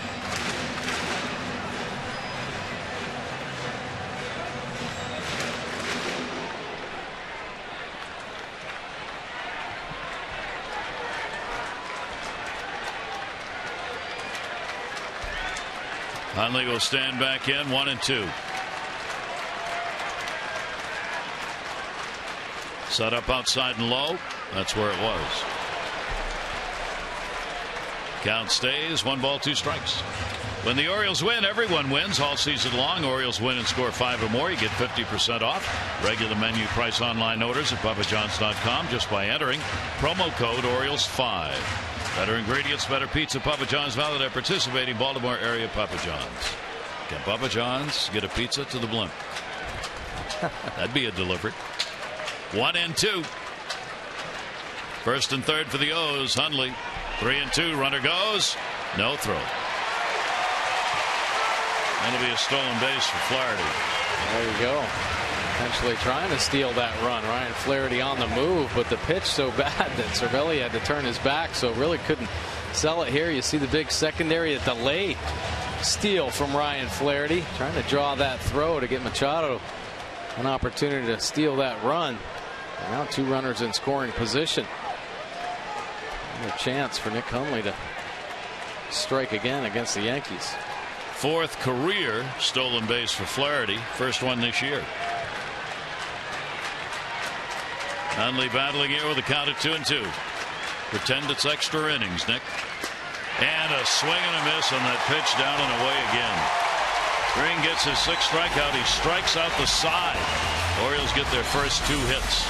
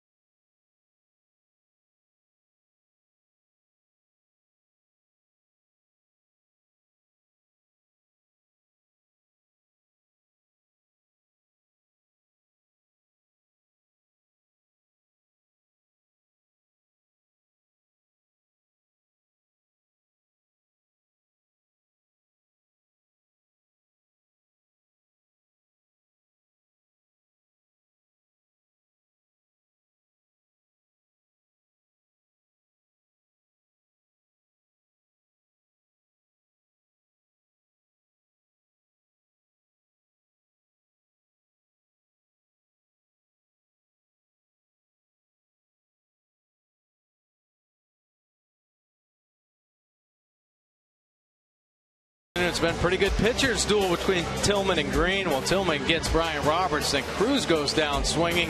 Good fastball there. Hundley on the cutter. Cruz on the cutter from Green. And then it's Teixeira. Runners on base. Gardner scores easily. Gets down the line, but a great relay. Markakis to Flaherty to Hundley and guns down Derek Jeter to end the inning. Only one run on the board, and the Yankees have that lead. Shane Green's been pitching well. 5 strong innings, a couple hits. Chris Tillman, 5 strong innings as well. 4 hits, giving up a couple strikeouts. Both still in the ballgame and both still looking strong. Remember, Geico 15 minutes could save you 15% or more on car insurance. Great shots from on high as this ball game rolls along with that 1-run difference, hanging on since the 3rd inning. Some shadows showing up around home plate and on the pitcher's mound. A light stanchion there, casting a couple of lines around the mound and one between home plate and the pitcher's mound. Here's Jacoby Ellsbury against Tillman in at third. Machado. Pitch will be up high. Chris has tried to get that off-speed breaking ball in on the first pitch against hitters, and it's just not working. Yeah, he'd love to be able to use that pitch to get some early strikes, but some inconsistencies. He has thrown a couple for strikes, but not in these type of moments. Doubles it up right there and just missing again. Ellsbury called out on strikes, and he is flied out. Ellsbury's got a 4-game hit streak. Ellsbury, Teixeira, McCann due up for the Yankees. Pitch on the way, and that's going to be outside, and he falls behind 3-0. Chris has retired 71% of leadoff batters this year. Good number. Yankees got a leadoff walk to Teixeira in the 2nd inning and a leadoff single Cervelli in the 3rd in this game. That'll be in there for a strike. Make a quality pitch here. Now Ellsbury gets himself in a good hitter's count. And he has good speed and some power potential. Keep it down in the zone. Off the brick wall. Ellsbury not worried about it, taking off the armor. So there's another leadoff man on, and the 2nd time it's been a leadoff walk. 3rd walk surrendered by Tillman. Our PNC Minor League report brought to you by PNC Bank for the achiever in you. Well, Tim Berry making the minor league report again. Of course, making the all-star team there for Bowie AA. And yesterday, a strong performance. 6 innings, just 3 hits. A couple runs, just one of them earned, though. 6 strikeouts. And it only took him 90 pitches to get through there this season. You see that 4-5 record with a 3.89 earned run average. 91 strikeouts, though, in his start. So strong arm on that left hand. And Teixeira with the leadoff man on in the 6th inning. The Yankees up 1-0. Teixeira got the RBI in the 3rd. He has also drawn a walk. Teixeira 272 lifetime here at Camden Yards. He's hit 10 home runs in this ballpark. Working again in the season where the injuries have had somewhat of a limitation on his games and effectiveness at the plate. Shift is on. 0-1 delivery on the way. Teixeira up into the shift.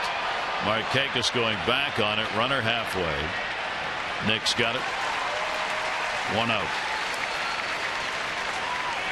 Aerial coverage provided by DirecTV. If you call yourself a sports fan, you got to get DirecTV. Call 1-800-DirecTV. Some great shots. Ravens camp will open in 2 weeks, and that other stadium on the right-hand side there is going to get busy. Alan Ray Lewis, recognized on the tanks in the harbor. Football, 2 weeks. Holy moly.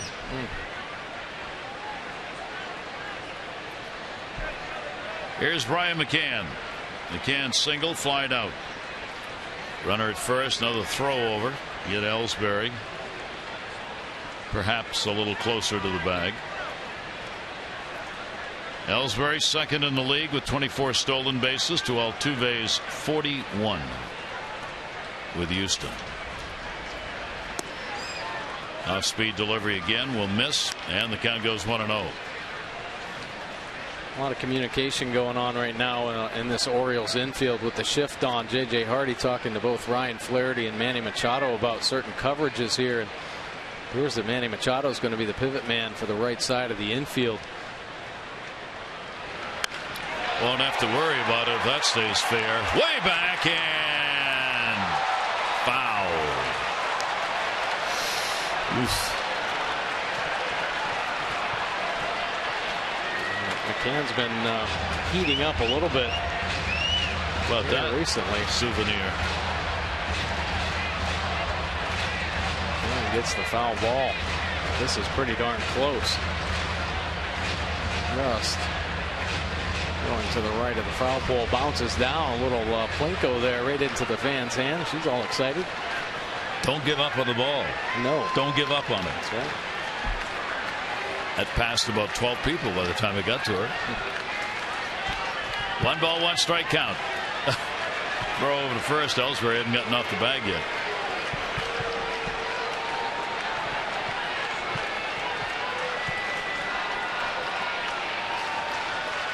One ball, 1 strike count. Teixeira here in the 6th inning, trying to get an inning going for the Yankees. And he will. That's going to be a base hit. Markakis up with it. Teixeira's 2 for 3 in the ball game. 4 for 7 now in the first 2 games, and the Yankees with 2 on and 1 out. As promised earlier in the game, our AT&T's fan photo. Anyone who can get a shot with the bird, lucky you. One of the most popular photo ops in the ballpark, perhaps the most. So here's Ichiro with 1 down, runners on at first and second base.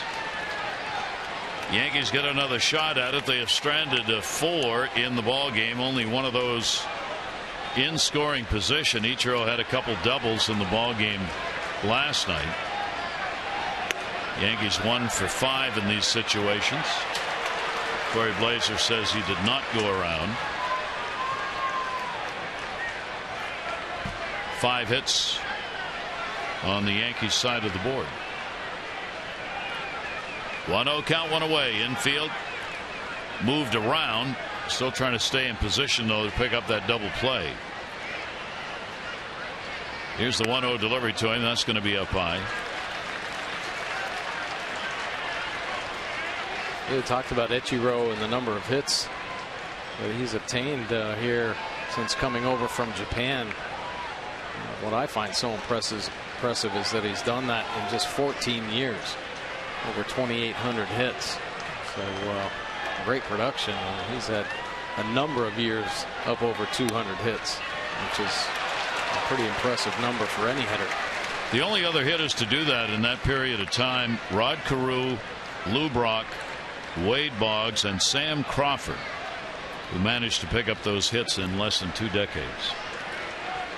If you add up what Ichiro had in Japan and in the U.S. for hits, he is 3rd all time behind only Rose and Cobb. 2-1 delivery, and that's a great soft off speed pitch in there. Ichiro had already evacuated the batter's box, and that thing crossed the plate. Yeah, great changeup here.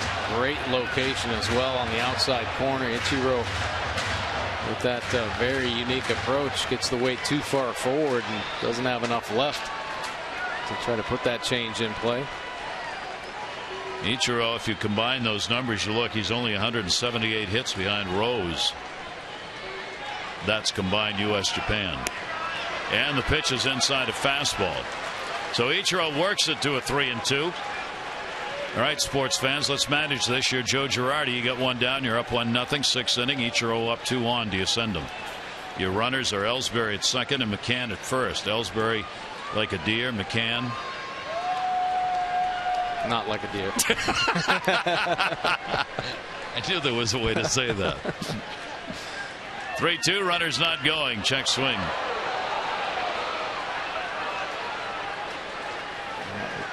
Riding up and in. That was a changeup. Just leaving it up in the zone. You see Ichiro kind of falling forward. Fouls that one off. These technical difficulties brought to you the magnificent rainbow. you just saw. 3-ball, 2-strike count on Ichiro. He is flied out, grounded out. 3-2 delivery will go to second base. Flaherty one, Hardy to first, not in time. Ellsbury will stay at third.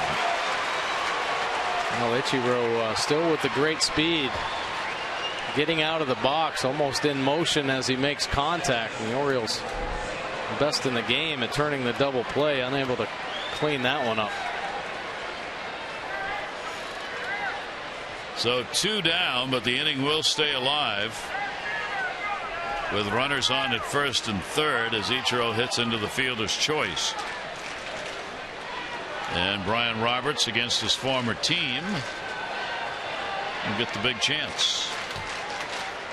Tillman has thrown 14 out of 24 first pitch strikes in the game. Mentioned how that off-speed breaking ball he's been trying to use on first pitches hasn't been in there. Roberts waiting, and that one is in there for a strike. There you go. Comes up big when he needs it to get ahead of Roberts. Ryan Webb out in the Orioles bullpen right now. 0-1 count. Tillman trying to keep this a 1-0 ball game. Ellsbury lead runner at third. Ichiro at first. And a swing and a miss on a ball in the dirt. And the count goes to 0-2 on Roberts. Well, really his best breaking ball he's thrown. Sure, the one before was a strike, but this one, the finish on the end was incredible. Look at it bite down. You see Brian Roberts swinging at bad pitches too often. And here the tight rotation, bouncing just behind the plate. Roberts 268 on the road, only 214 at Yankee Stadium this year. 0-2 count. Tillman's delivery to him, and he will get him. No, foul ball. Home plate umpire Jim Joyce giving the sign immediately that the ball was fouled off. Caleb Joseph tried, Nick Hundley tried to sell it as a strikeout. Yeah, looked like right off the end of the bat. Just got a piece of it. Another real good breaking ball though from Chris Tillman. He was ready to go to the dugout. So they'll have to do it again. 0-2.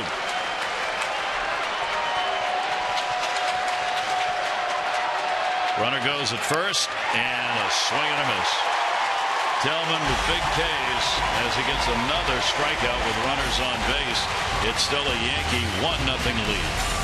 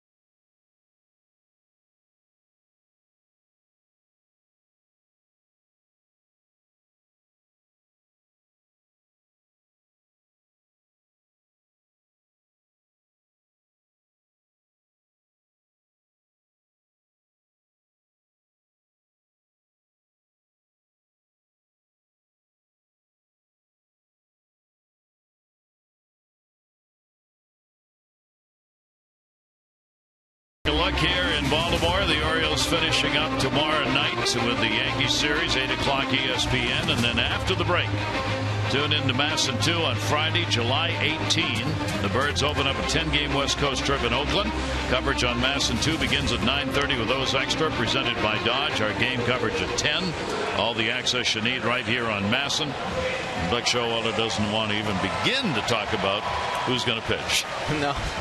He's worried about tomorrow, which is actually Kevin Gausman. Big welcome to all of you watching us on WJZ. Always great to have you on board. WJZ's own Mark Viviano on hand here to just watching a ball game today. Yeah. Came up with some friends to say hi. And a good one they're seeing. 1-5-0 for the Yankees, 0-2-0 for the Orioles. Yankees 6 left on, 3 by the O's. The Orioles were no hit until they were 2 down in the 5th. Machado and then Flaherty then had back-to-back singles. But the Orioles could not get them home. Yeah, still really trying to figure out Shane Green, even though he faltered a little bit that last inning, giving up a couple base hits, was able to strike out the side. Green, 25 years old, out of Florida, coming up from the minors here with the Yankees' need in pitching. He had been hit pretty hard in the minors. Markakis leading it off here. Overall batting average against him was .295 this year. Left-handers hit .317, right-handers .275. Only 3 home runs off him, all by lefties. That's in there for a strike. Nick has grounded out a couple of times. Clearly Green is a ground ball pitcher. He's had plenty of those in this game with that great sink he's got going. 1 ball, 1 strike delivery. Markakis shoots it to third underneath the glove of Kelly Johnson. And the Orioles get the leadoff batter on. First time leadoff man on today. Well, nice piece of hitting by Nick Markakis, staying on the cut fastball, just dropping the head down on it, pulling the hands through. Take a good look here. This is what Kelly Johnson is seeing. A little bit of extra English on that ball as it kicks up, and he's unable to get the glove on it. Steve Pearce, a walk, and he's grounded out. Runner on at first. Orioles get their 3rd hit. They trail 1-0. Pearce will take the pitch inside for a ball.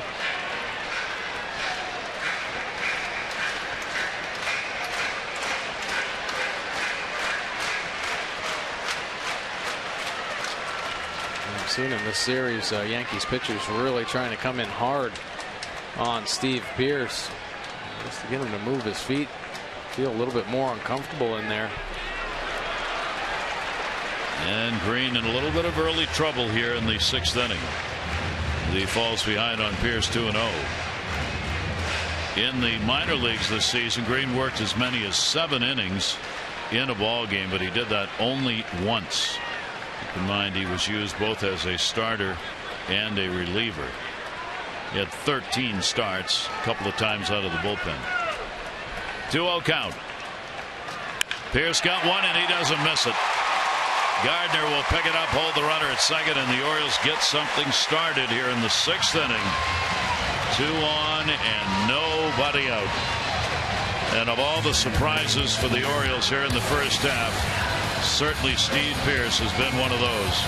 Coming away with a .360 average, 6 home runs, and 15 RBIs here at home, where the Orioles have needed offense because they struggle with it on the road. He's hit .340 with 7 home runs and 19 RBIs since June 6. Pretty amazing production out of the bat of Steve Pearce, and really showing no sign of letting up at all. They're getting a 2-0 fastball and just hammering it out to left field. So Green will have to work to Jones, as the Orioles, as they did in the 5th inning, get a couple on base. Adam is flied out and grounded out.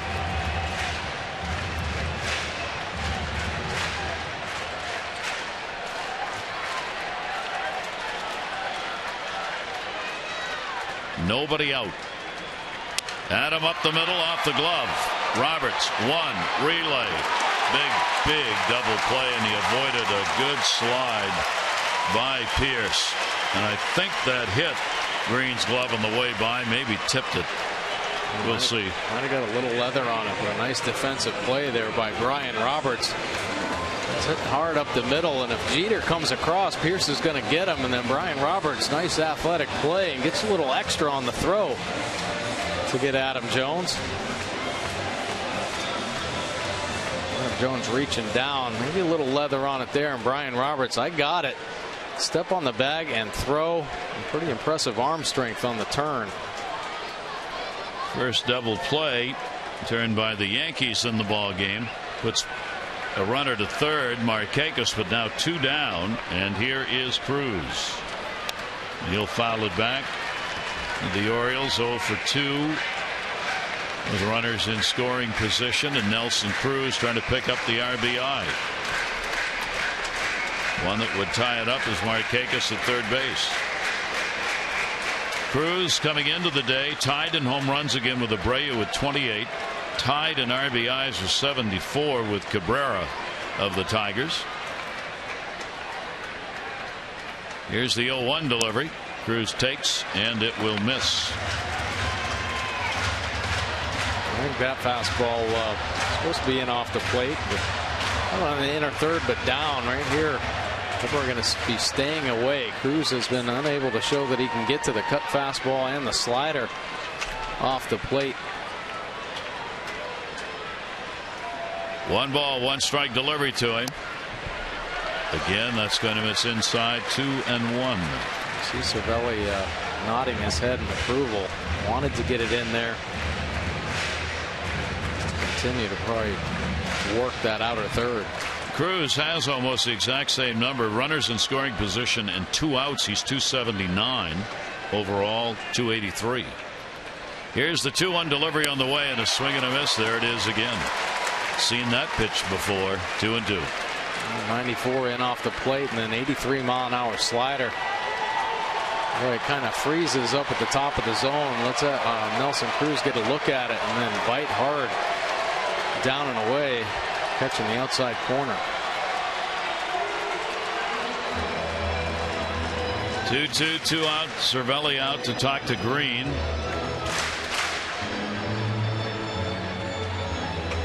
The Orioles with a win against the Yankees in the ballgame yesterday, and now 25-17 against Eastern Division teams. Trying to win another one here. They're tied with Seattle in the American League for most wins in their own division.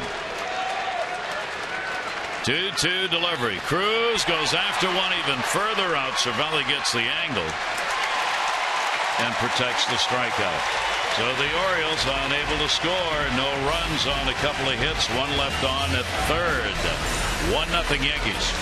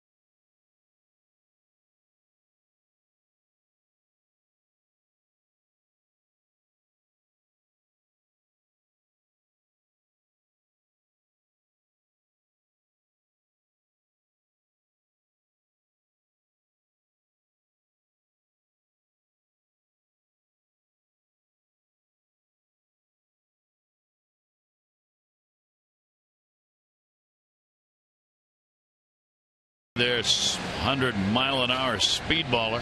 40 straight relief appearances in which he has picked up a strikeout. That is the most dating back to 1900.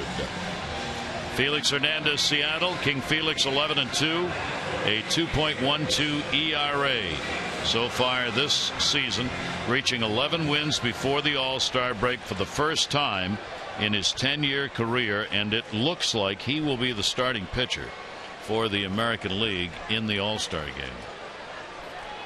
King Felix has always had that low earned run average, but now getting some help offensively to pick up those wins. But quite a story from Chapman. And they took a line drive in the face in spring training. Had to get a titanium plate put in to keep the fractures in place, and still coming out fearless, throwing a good fastball. Pretty impressive streak he's got. Reds hanging on for his postseason position. Kelly Johnson leading it off, 0 for 2 in the ball game. He's now 4 for 14 with a home run lifetime off Chris Tillman, who's gone the distance for the Orioles. 3 walks, 3 strikeouts. That one's going to be outside. Henderson Alvarez of Miami is going to replace Jordan Zimmerman for the All-Star game. Zimmerman's got a right bicep problem. Alexei Ramirez came out of the ball game today, the back bothering him, of injury of some sort. Down they go. Telling you, if you can throw the ball to the plate, ask for a tryout. Kelly Johnson, 3 ball, 1 strike count, and he'll foul it off. Tillman comes after him, 3-2. Gonna have to see what the WOBA is after the All-Star game with all the replacement players. WOBA. Don't swear on the air. Here's the 3-2 delivery, and that one, he got the bat on it. Markakis has got to play it on a hop. So Johnson is on a leadoff single in the 7th inning for the Yankees. The 5th annual Casey Cares 5K at Oriole Park takes place Saturday, August 2 at 8 a.m. Nick Markakis and his wife Christina, the race ambassadors.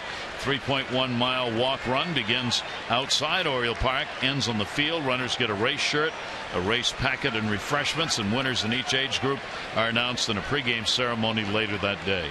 To register or get more information, Orioles.com/Casey Cares. That's coming up August 2 at 8 a.m. here at the ballpark.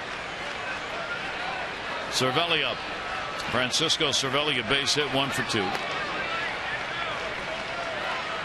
Cervelli doing a nice job handling Shane Green. You saw all the emotion there, firing him up. Now I'd like to do something offensively to try to put another run on the board for the Yankees. Chris Tillman, as he works into the 7th, wants to get another ground ball, try to get a double play here in this situation.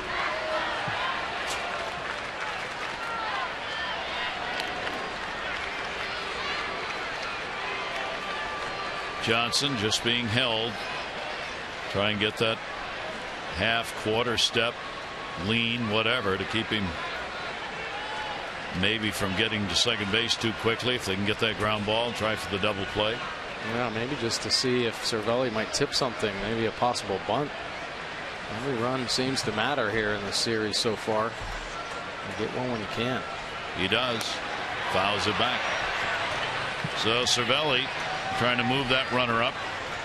Fouls it away here in this 1-0 ball game in the 7th inning. Cervelli's not had a sacrifice this season.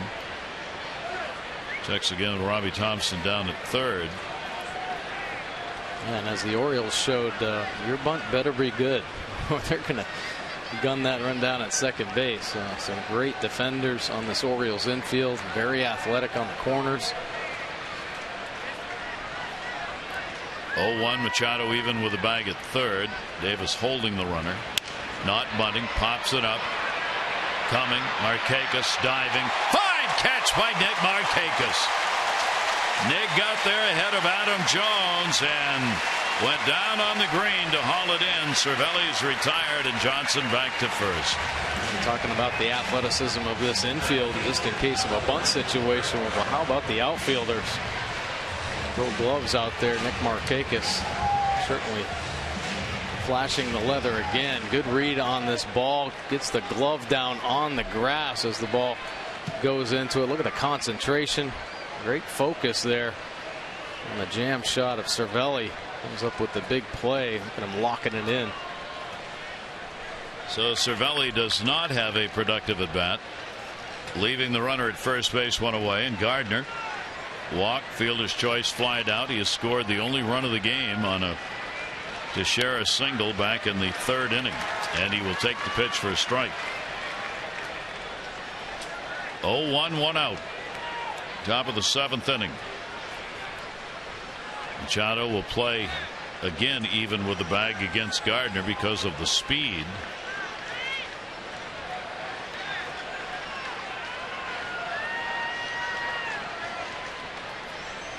Tillman, the long set. Gardner takes. It's a strike. 0-2. Good job getting ahead here. I think a lot of hitters have a problem when Tillman is on his game and he's driving the ball downhill. Really tough to pick it up from that overhand slot. You see the pitch track, a couple good pitches on the outer third.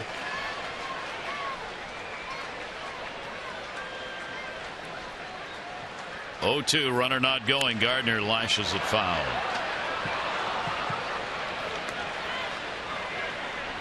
Tillman, 93 pitches thrown through 1 out here in the seventh inning.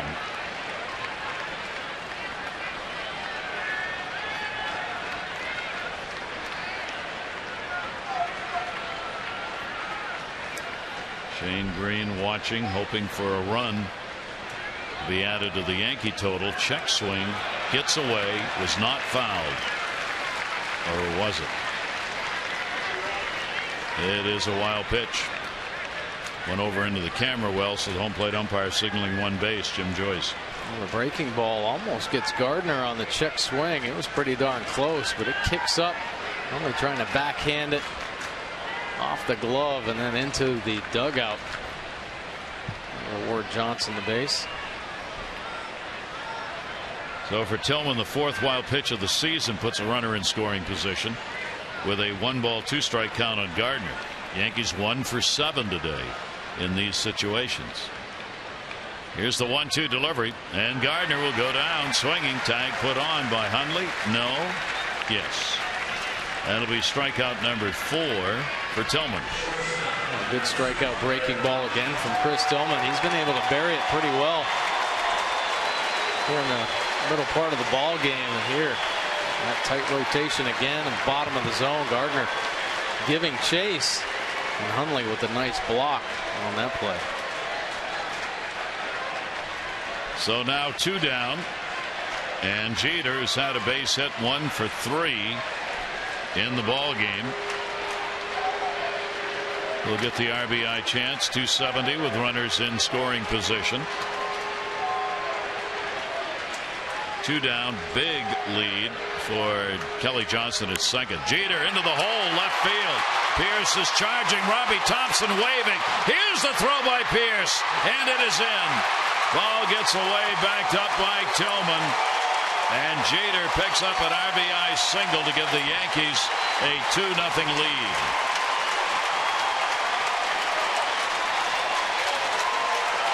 Derek Jeter on his victory tour, coming up with a big hit here. He uses the whole field, the defense playing straight, and he hammers one through the 5-6 hole. The aggressive send. Pierce with the strong throw. It's pretty close. Johnson in there just ahead of the ball. We'll get in for the second run for the Yankees. And Buck Showalter is on his way out to the mound. TJ McFarland has been warming up in the bullpen and will be coming into the ball game. So Jeter's base hit and his 25th RBI of the year knocks out the Orioles starter Chris Tillman. Hit coming with 2 down, and the Yankees lead 2-0.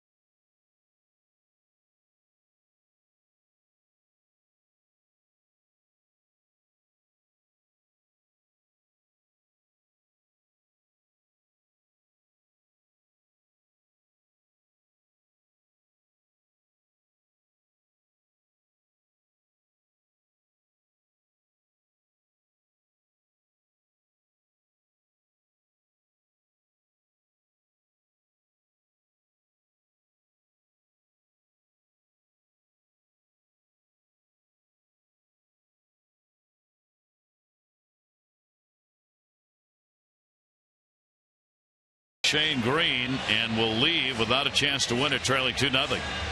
A real good performance, getting deep in the ball game. And he had some pretty good stuff against the Yankees lineup. See this delivery, the big knuckle curve to get Brian Robertson, dotting a fastball to get Ellsbury. Riding high fastball. Roberts goes down again. He had some good rotation on the breaking ball to get Gardner there.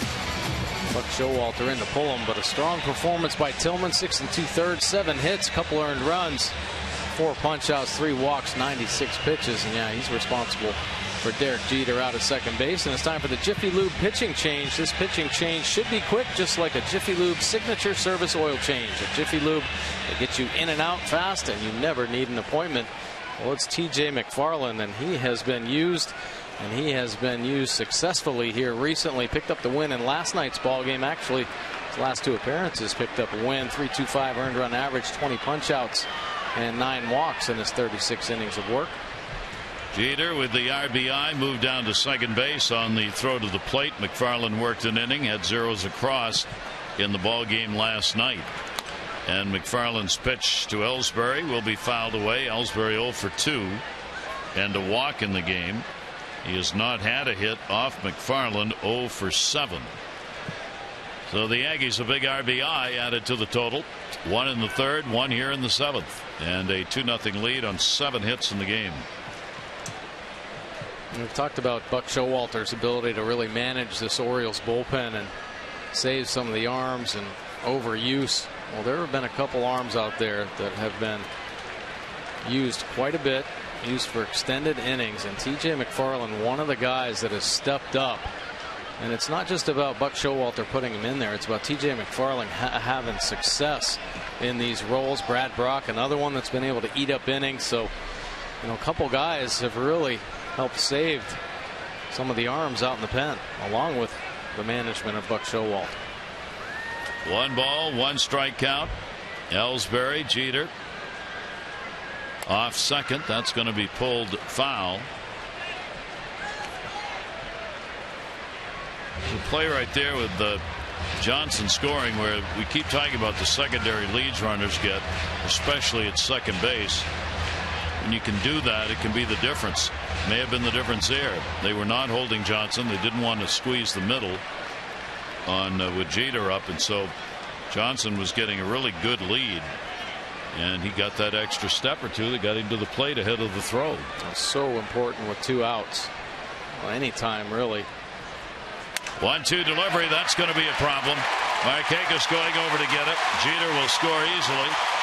Ellsbury's on his way to second base with a stand-up double, and the Yankees make it a 3-0 game. 2 RBIs here in the 7th inning with 2 out. Derek Jeter coming through with a big knock, and now Ellsbury. Some good pitches here down in the zone, but he stays on the slider and drives it down that right field line. Derek Jeter able to score easily. Ellsbury walks into second base. 42 RBIs for Ellsbury. The intentional pass will be surrendered with Teixeira. He'll take first base with 2 down. And the Yankees will have runners on at first and second base. So the leadoff single by Kelly Johnson started at the wild pitch, moved him down to second. Set up the 2-out RBI by Jeter. He went to second on the throw to the plate. Ellsbury brings him home with the RBI double. All 3 runs in this ball game have come with 2 down. 3-0 delivery, and there is ball 4. So Teixeira will head down to first base. That'll be the 3rd intentional pass he's picked up. I said this lineup loaded with all these lefty batters. McCann, one of those, a base hit in the 6th, another one in the 2nd. He's 2 for 3 in the ball game and 4 for 7 in the series. Yeah, swinging that well here against the Orioles, actually, over the last couple weeks. He's been picking up the pace a little bit. Still pretty productive with the 10 home runs and 39 RBI. Two away, runners on first and second base, and that'll be outside and low for a ball.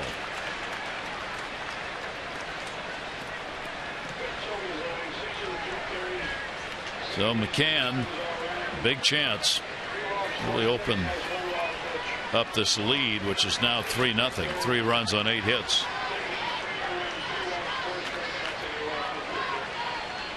Here's the 1-0 delivery on the way, and that ball's going to be fouled off. Tillman's final line is in with Jeter scoring 3 runs, 7 hits, 6 2/3. McCann fouling the ball off his foot. That's going to slow him down a little bit more. A two-seam fastball working itself in, and he hammers it off the instep. You see the face grimacing in pain.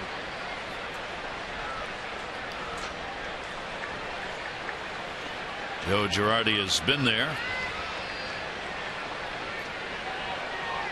And trying to put a little pressure on that foot to see if he's all right.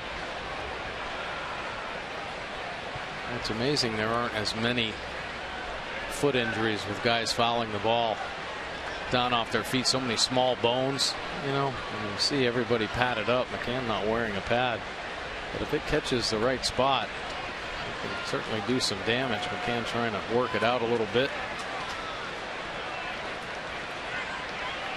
See it when it hit it, just knocked the front of the foot out. Limp on up there.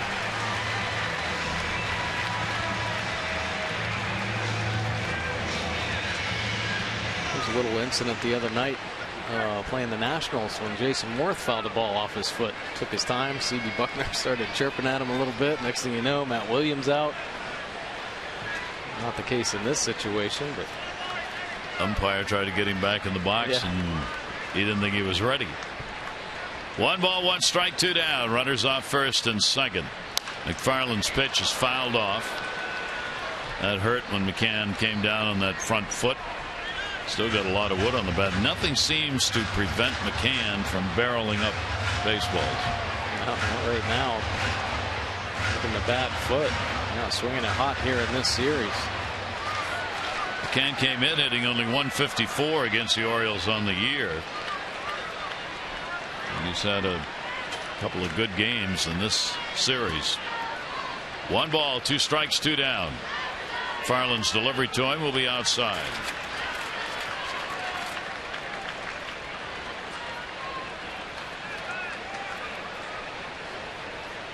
He said the Orioles had a 5-2 edge in this season series against the Yankees.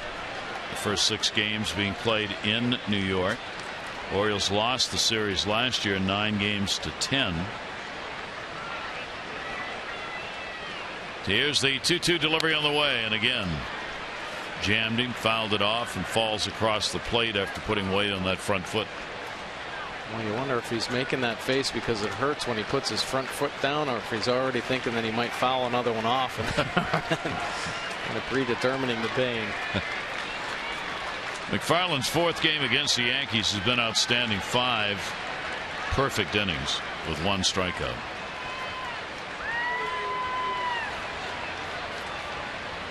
Entertainment galore. The juggler in the center, the Inner Harbor, and the folks gathered round. There'll be lots more of them there when this crowd lets out. Here's the 2-2 delivery on the way, and McCann drives it to center, a base hit. Jones up. Here's the throw to the plate. It's going to be there, waiting, and he is out. Not even close. Great throw made. Ellsbury retired at the plate. Girardi is out. The question is going to be, I think, did he block the base runner's ability to get to the plate? The answer is no. He had the ball when he moved to the front, and that is entirely legal. Now he's saying, Joe Girardi's saying to his players, don't leave the field, because if you do that, I lose the right to challenge. They're trying to sing God Bless America. They better hold off on that too till we get an answer. And there it is, that they are not going to challenge it. So it is an out at the plate. We'll be back.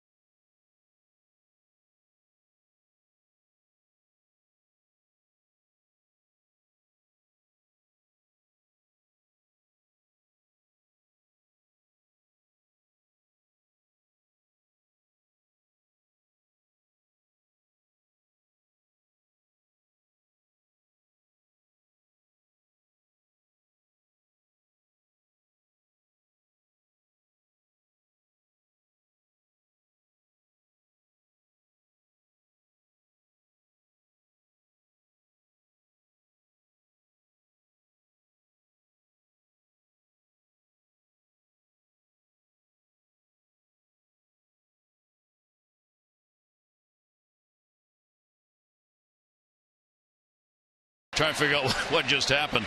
I think they got to put a new part of the rule. If somebody starts singing "God Bless America" or "America the Beautiful," you waived your right to challenge. Exactly. Well, it was a nice play by Nick Hundley.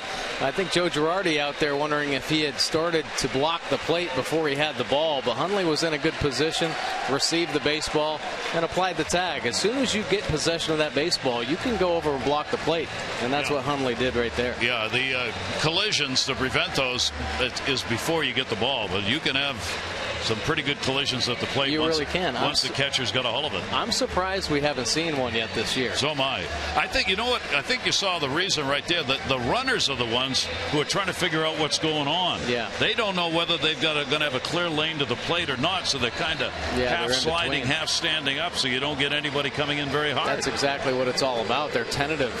They know that initially they're not going to have to run over a catcher, so they're thinking about finding a lane to slide in and try to be safe there. Then all of a sudden Nick Hundley slides in front and he just doesn't know what to do, and there's a potential risk for injury there as well. Yeah, there is. You watch right here. See, he's almost stopped. Ellsbury's like a slide. Yeah, I mean, that's pretty awkward. Before the rule, you just would have had him barreling down and coming into the plate and doing whatever he had to do to score. We've had two big plays at the plate in this game now. The Markakis-Flaherty one on Jeter, and now this one Jones getting him. Yeah, really some great defensive plays by the Orioles outfield. Of course, Markakis chasing that ball down the right field line. Nice relay, which they've done all year long. Ryan Flaherty, who had the relay in the middle with the strong throw to Hundley, a play at the plate, and then that base hit by McCann up the middle. Adam Jones charging. It's what he's all about. You know, great Gold Glove center fielder, makes the strong throw to Hundley to cut down another run, and really every run matters. This Orioles offense can potentially explode. We've seen them do it before. They can put some crooked numbers up in a hurry. Let's see what happens and how much those two plays at the plate matter in this ball game. Fouled off, 2 in a row by Davis, who has struck out and grounded out. A tremendous performance so far by Shane Green, the 25-year-old right-hander. He has walked 1 and struck out 7. Those 7 strikeouts are the most he's had this year in any game, including the minors. He's just set a new mark for himself, because that's number 8. 1 away, bottom of the 7th inning.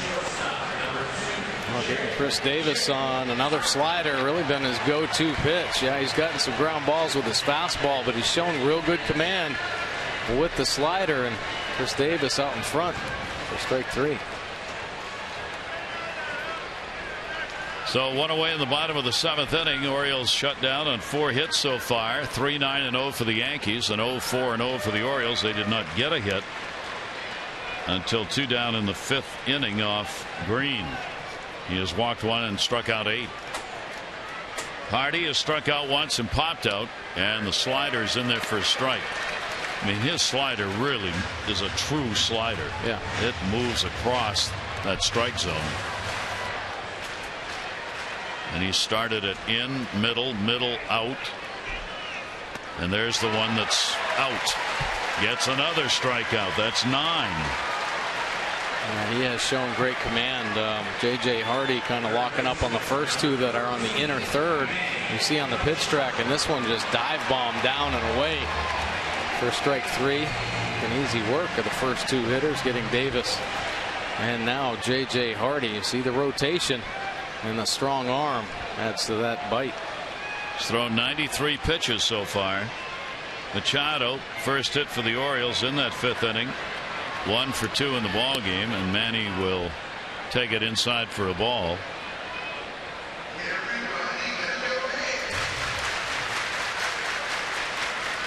Here's the 1-0 pitch, and Machado watches one go by outside.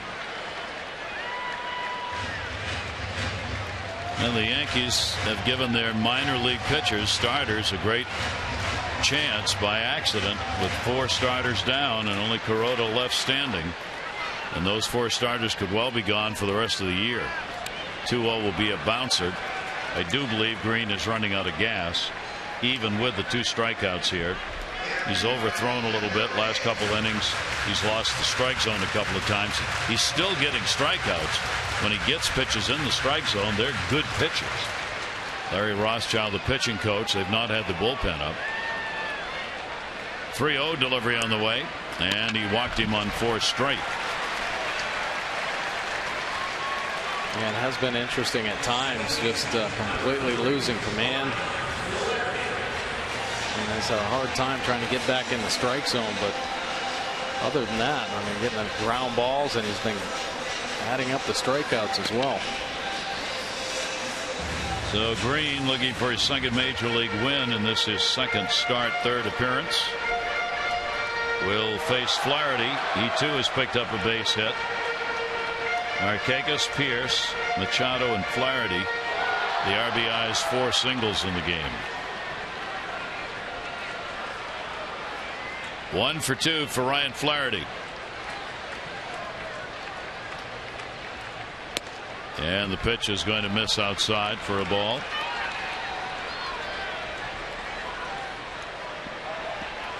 Just looking at a number that we talked about, the 2 plays at the plate in the Yankees. They now have had 15 runners tagged out at home this year.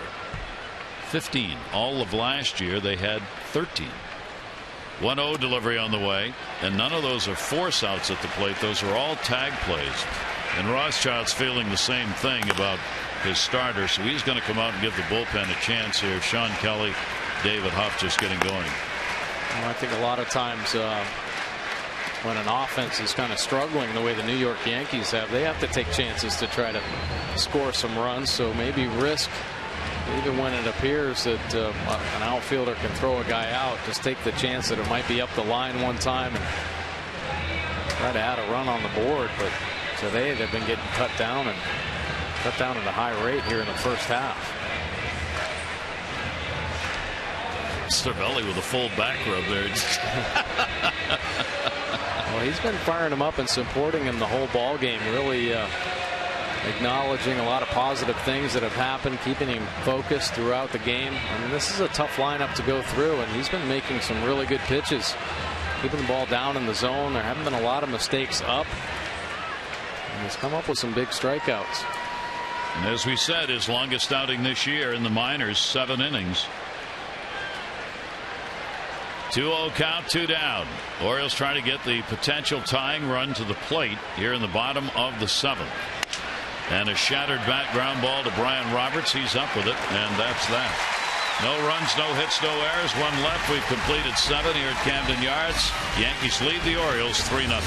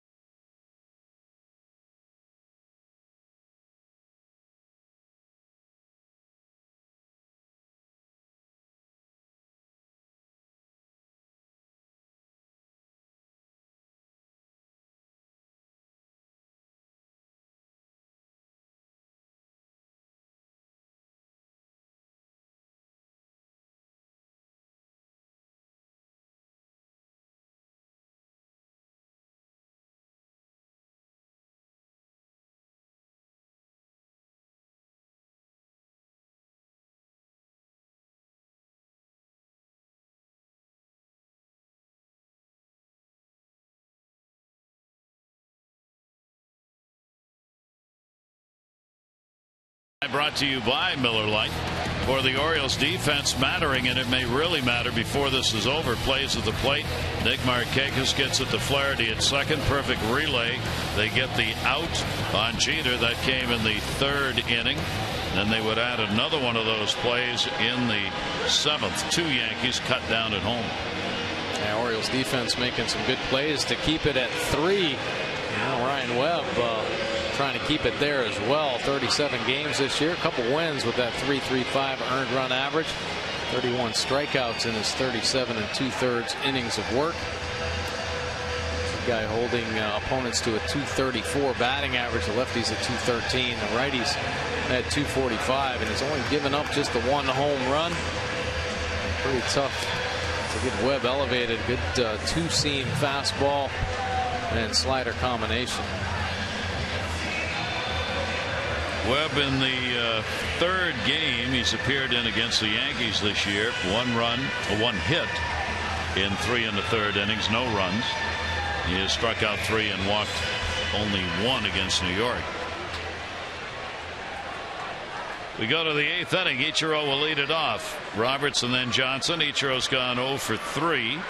He has a 7-game hit streak that he has carried into this ball game. Machado will play in at third. Ichiro will take the first pitch, and it is in there for a strike. This season, a .400 batting average against the Orioles coming into this ball game for Ichiro, and obviously he's dropped down here with the 0 for 3 today. That'll go to first. Davis has got it. Ryan Webb will get the out, and there's one away in the 8th inning. Well, can you beat the best? Join millions of players now on the only official Home Run Derby mobile game for MLB.com. Square off against your friends from around the world. Live multiplayer derby mode. You can climb to the top of the leaderboards. Download Home Run Derby today for free on the Apple App Store and Google Play.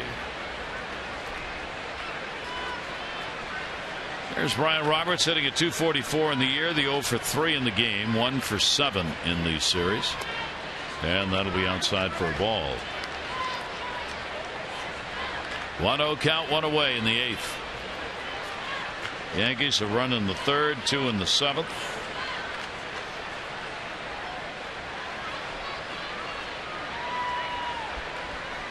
Roberts will take that down low. Ryan Webb, a couple changeups actually to get Ichiro ground out to Chris Davis, and then trying to find the command of the fastball here against Brian Roberts, but nice to see him going to the changeup. Use it more on lefties. Roberts takes it in the air to left field. Going back on it is Pierce. Pierce at the wall, and he makes the catch. And Roberts retired.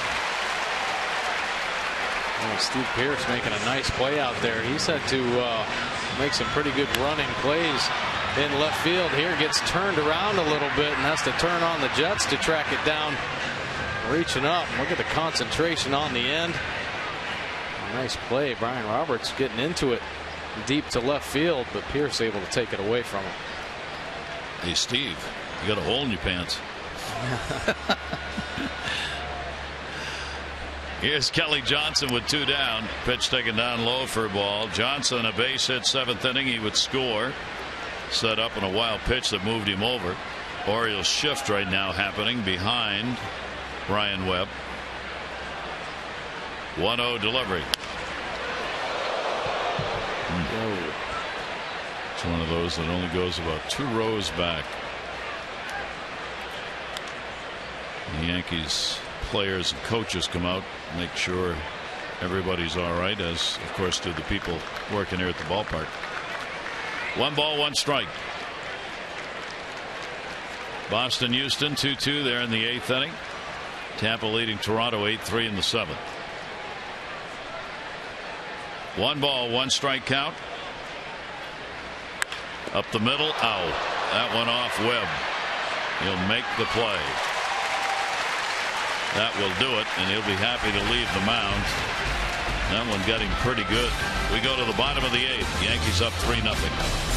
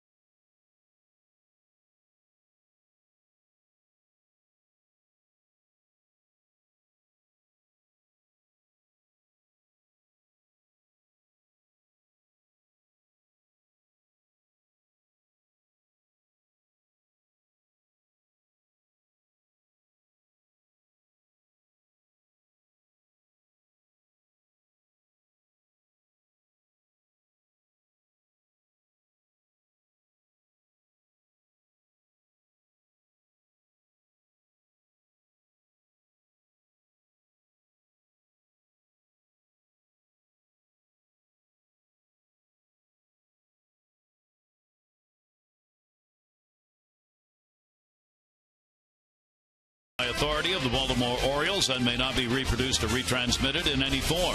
And the accounts and descriptions of this game may not be disseminated without the express written consent of the Baltimore Orioles.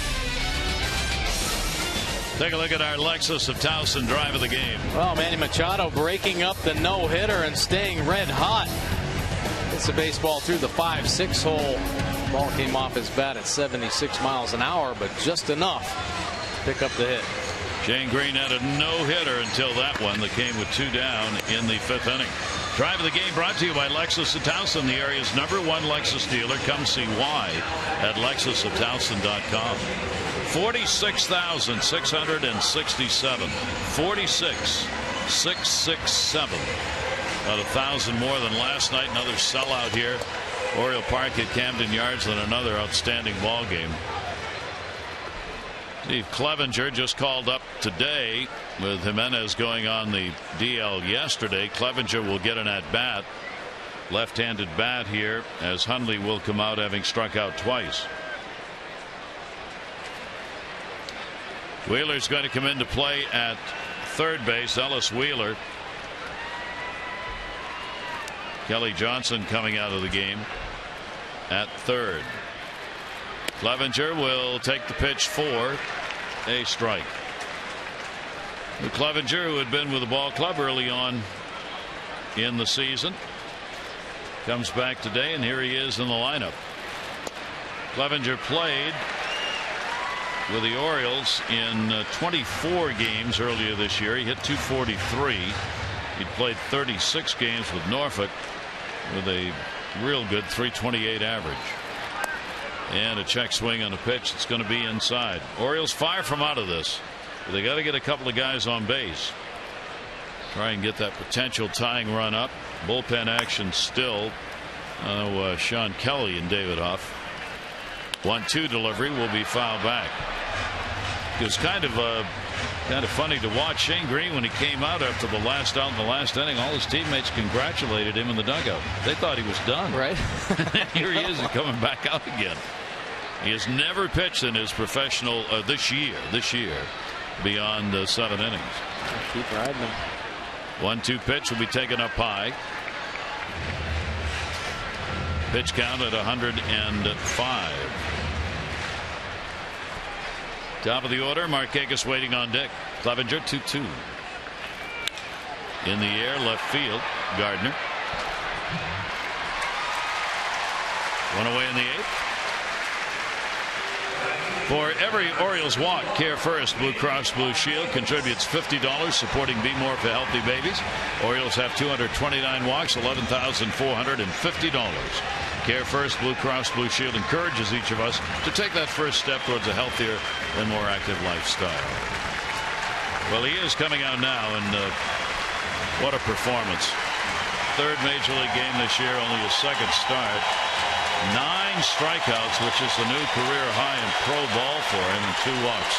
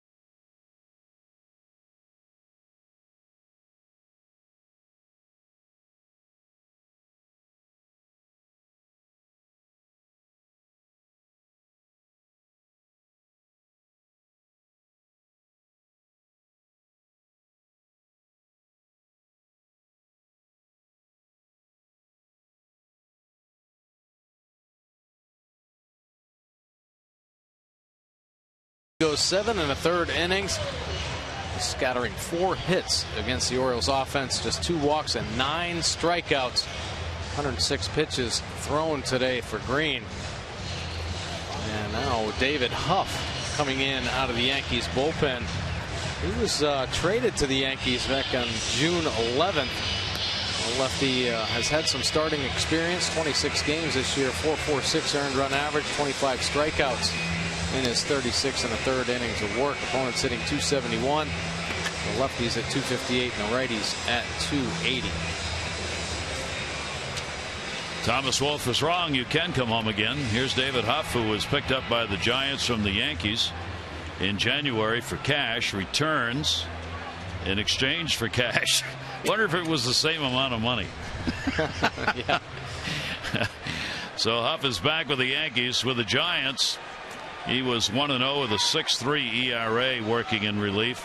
With the Yankees, he's 2-0 with a 2.20 in 10 relief appearances since coming back to New York on June 11. He'll be greeted with a base hit. Nick Markakis picks up the single with 1 down here in the 8th. Markakis with a 2-hit ball game. He is 2 for 4.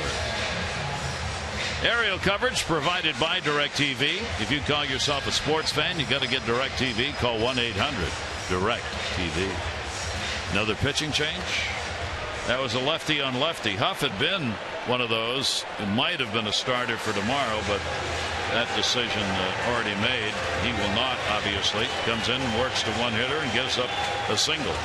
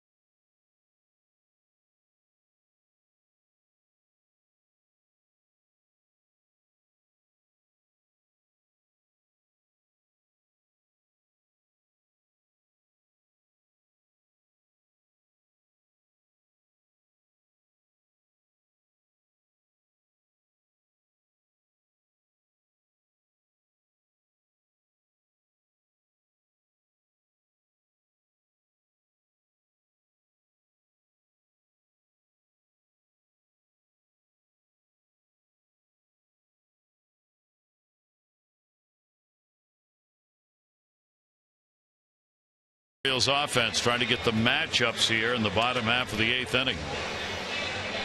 Now, well, Huff comes in and throws 1 pitch, and he's gone after Markakis picks up the base hit. Now Sean Kelly into the ball game.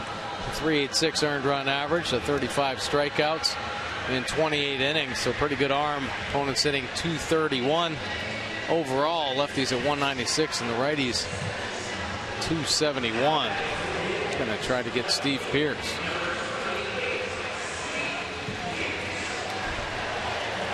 Tampa Bay's got an 8-3 lead over Toronto in the 7th inning. Joyce has had a 1 for 3, 3 RBIs.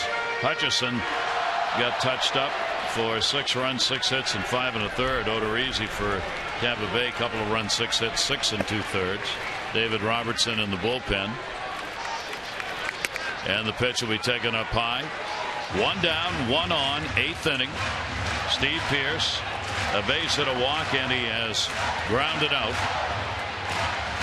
Up here against Kelly on in relief of Huff, responsible for the base runner. Markakis at first. Pearce, broken bat. It'll go into left field. Taken by Gardner. That one shattered the bat. Pearce retired. 2 outs. That little slider. Now Sean Kelly, a pretty good fastball. Ranges from 90 to 95 miles an hour, but he loves his slider. Now just enough movement to get it off the end of the bat of Pierce, breaking the bat. A weak fly ball. Adam Jones coming up an 0 for 3 in the ball game today. Kelly against the Orioles 3 games prior this year. 3 1/3 innings, 2 runs on 5 hits. He does have a save against the Orioles, 1 for 1. 2 away. Orioles down 3-0 in the 8th. Out hit 9-5 by the Yankees. Kelly's pitch, and that's going to be down low for a ball. Yankees trying to set up a rubber match for the final game of the first half tomorrow. Orioles trying to pick themselves up another series win with a victory here. Jones is 2 for 10 off Kelly. 1-1. There's a good fastball, 93 miles an hour. At times it can be a little bit sneaky. That one kind of rode up through the top of the zone to get by Adam Jones.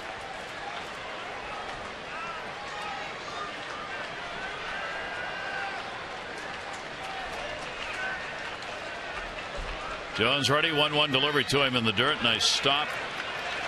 Cervelli gets rid of the mask. Markakis will stay at first base. No chances on getting thrown out on the base paths this late in the ball game. You got to make sure you get the slider down, but here down a little bit too much as he bounces it. Cervelli sliding over to block and just catches enough of the glove to keep it underneath him.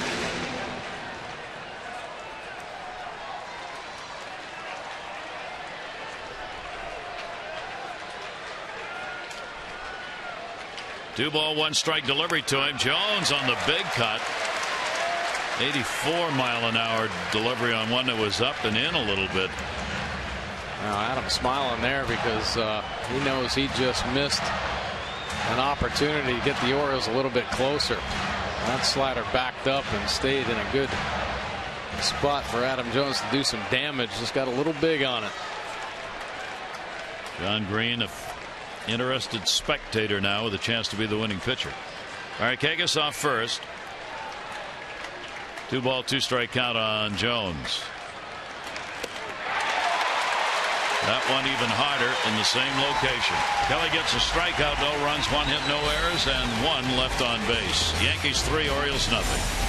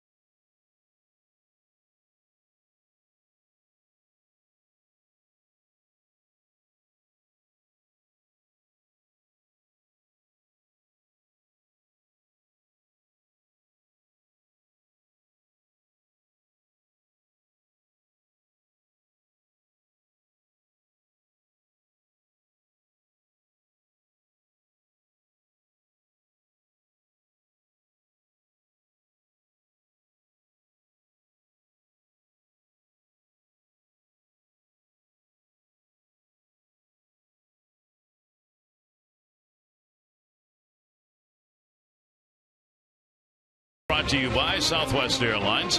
Find Southwest Airlines fares online only at southwest.com. And by AT&T, mobilizing your world. Great shots from on high in our blunt today.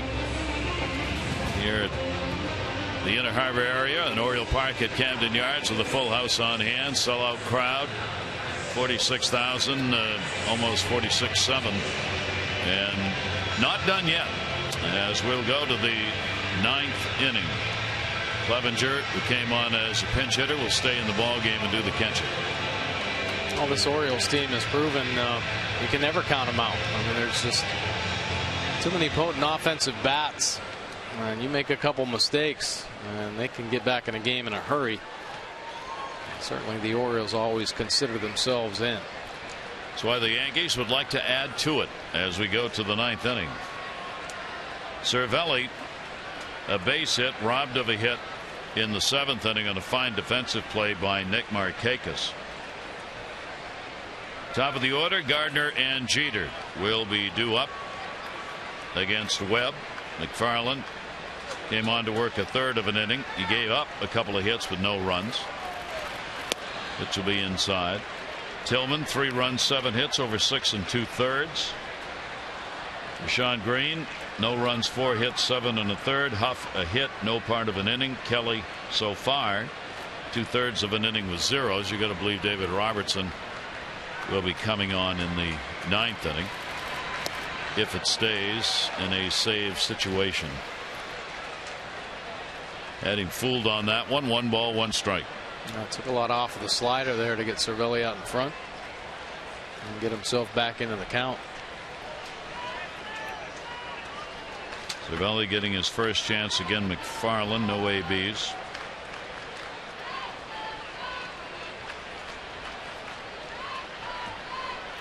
Or against Webb, rather. And the pitch will be taken inside. And a 2 ball, 1 strike count. Francisco Cervelli batting in the number 9 spot. There is Brian Mattis for the Orioles.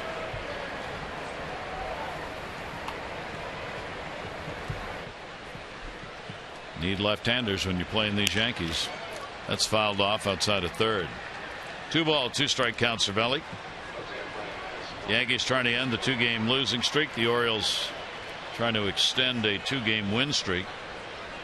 As we mentioned at the top of the show, the Orioles now 25 22 at home, 3 games above 500 for only the 2nd time this year. And you got to go way back in April, mid-April. Girardi's team chasing the Orioles, starting the day 5 games out. The Orioles have been a great road team this year. So many of their numbers so much better on the road. Obviously a lot more wins, but starting to get the feel for Camden Yards again, pick up the victories. They're going to need that in the last couple months of the season. Webb with the up and in pitch. 3 ball, 2 strike count on Cervelli.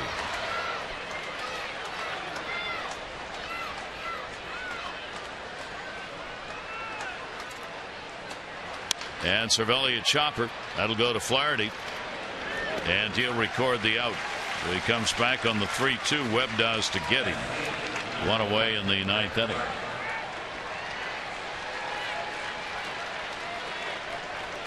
Gardner, a walk, fielder's choice, run scored on a single by Teixeira.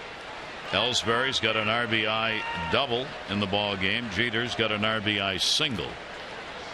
3 runs for the Yankees.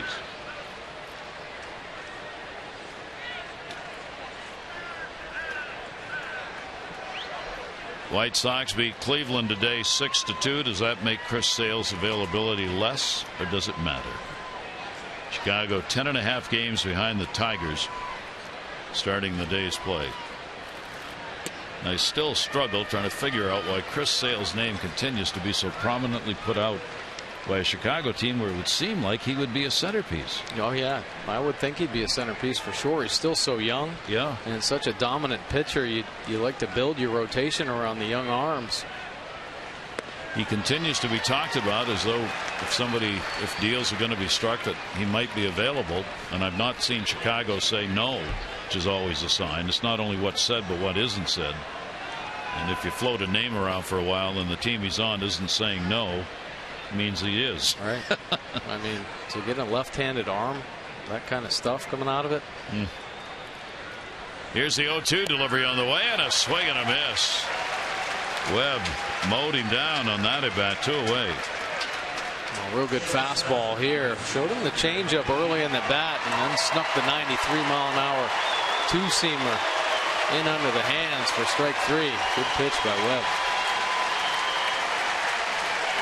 That'll bring Jeter up. RBI base hit. He's had 2 singles, 2 for 4 in the ball game.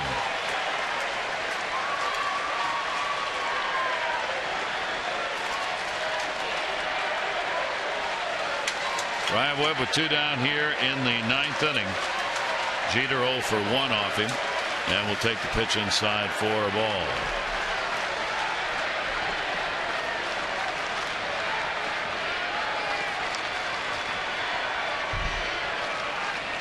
Jeter, the 1-0 count. And will foul it back. Jeter appearing in his 81st game of the year, 81 out of the 92 that the Yankees have played. A lot of question marks at the beginning of the year, and still, how many games will he actually be able to appear in and be effective? The answer, most of them. Oh yeah, I think so. I mean, I think he wants to certainly go out on a good note. I mean, He had a frustrating time last couple of years with the ankle problems, but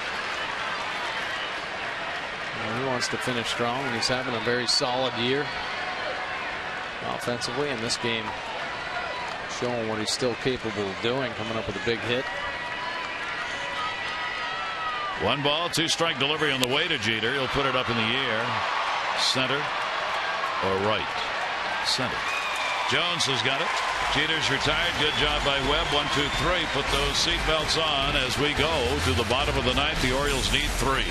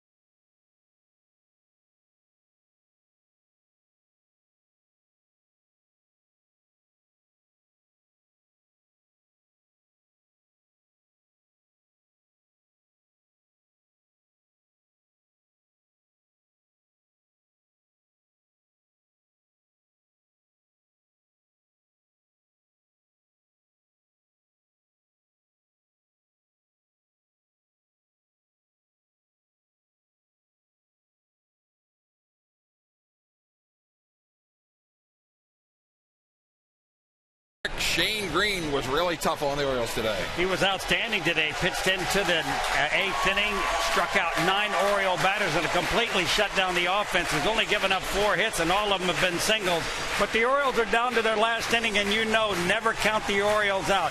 They've got to get 3, though, at the bottom to keep it going. More than 46,000 on hand. They're standing and hoping for a rally for the Birds here in the bottom of the 9th. Let's come out and stare at the Gary. All right, Tom and Rick, let's see if the Orioles have it in them here in the bottom of the 9th inning with Nelson Cruz coming to the plate. Talking about first half storylines for the Orioles. Is there a bigger one? 28 home runs, tied for most in the majors. 74 RBIs, tied for most in the majors here in July. Hitting .341 in July so far. 3 homers and 8 RBIs for Nelson Cruz. Now, really one of the biggest stories of the first half of the season. Got him as a bargain for $8 million. Re-signed with Texas. The Orioles really lucky to get Nelson Cruz and kind of playing to prove himself. And he's certainly done that. Right now at the midway point, considered probably one of the top candidates for MVP with the numbers he's been putting up. David Robertson will be facing Cruz here. 31 games this season, 22 saves on the year for Robertson. 57 strikeouts in his 31 2/3 innings of work. Kind of following in the footsteps of Mariano Rivera, the great Yankee closer, with that tremendous cutter. Opponents hitting just .203, lefties 162, righties up to .260. But he's got some good velocity, 90 to 94 with the cut fastball. Primarily the curveball, his second pitch. So the Orioles will have Cruz, Davis, and Hardy due up against David Robertson, who does not have a record against the Orioles this year. Of course, the Orioles have seen a lot of him in his career. He's 3-3 He's actually 0 for 2 in save chances against the Orioles. So it'll be the 34th game he has pitched in against Baltimore. Cruz, 3 strikeouts. And the pitch to him will be taken outside. Green continued to use that slider down and away and got Cruz on those Ks when he was in the Yankees starter. Orioles being shut out here, 3-0, out hit 9-5. Cruz down the line. Ichiro's going to go over and will not have a play.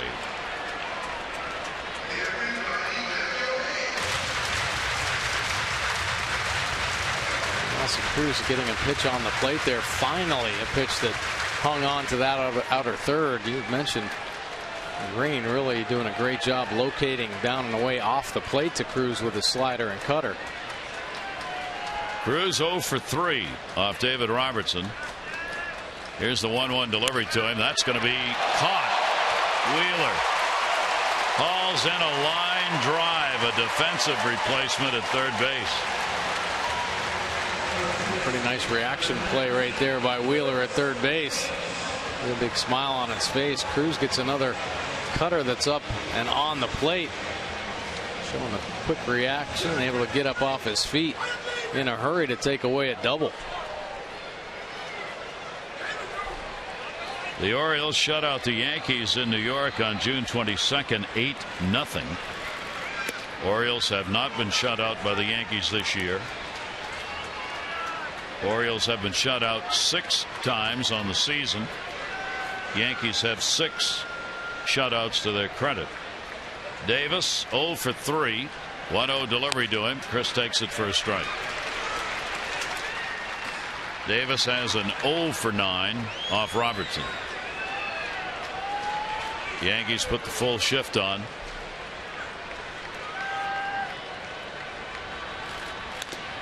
And it'll be fouled off.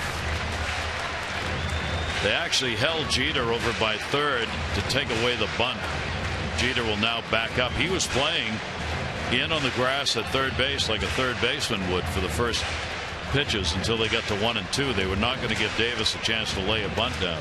Well, you do it one time and it's going to get in the heads of the whole league. So you got to honor that, especially in this type of situation.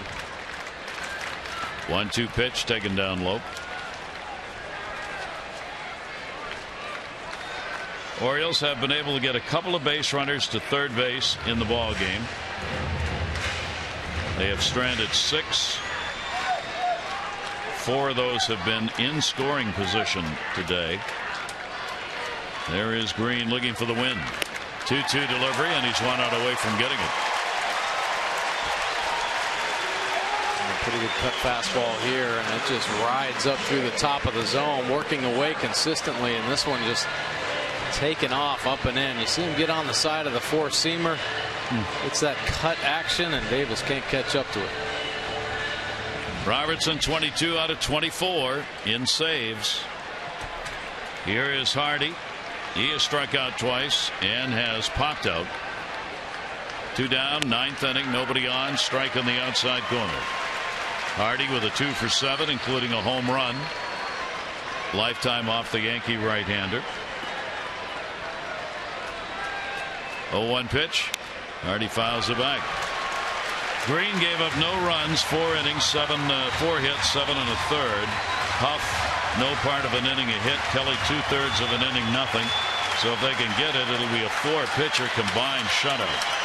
Tillman, the pitcher of record for the Orioles, 3 runs, 7 hits, 6 2/3. That's the ball game.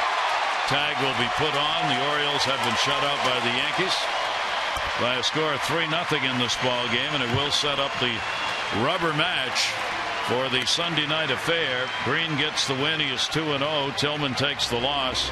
He is 7-5, and Robertson's got his 23rd save.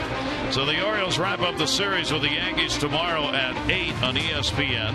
Tune in to MASN 2 Friday, July 18. The Birds open up a 10-game West Coast trip in Oakland.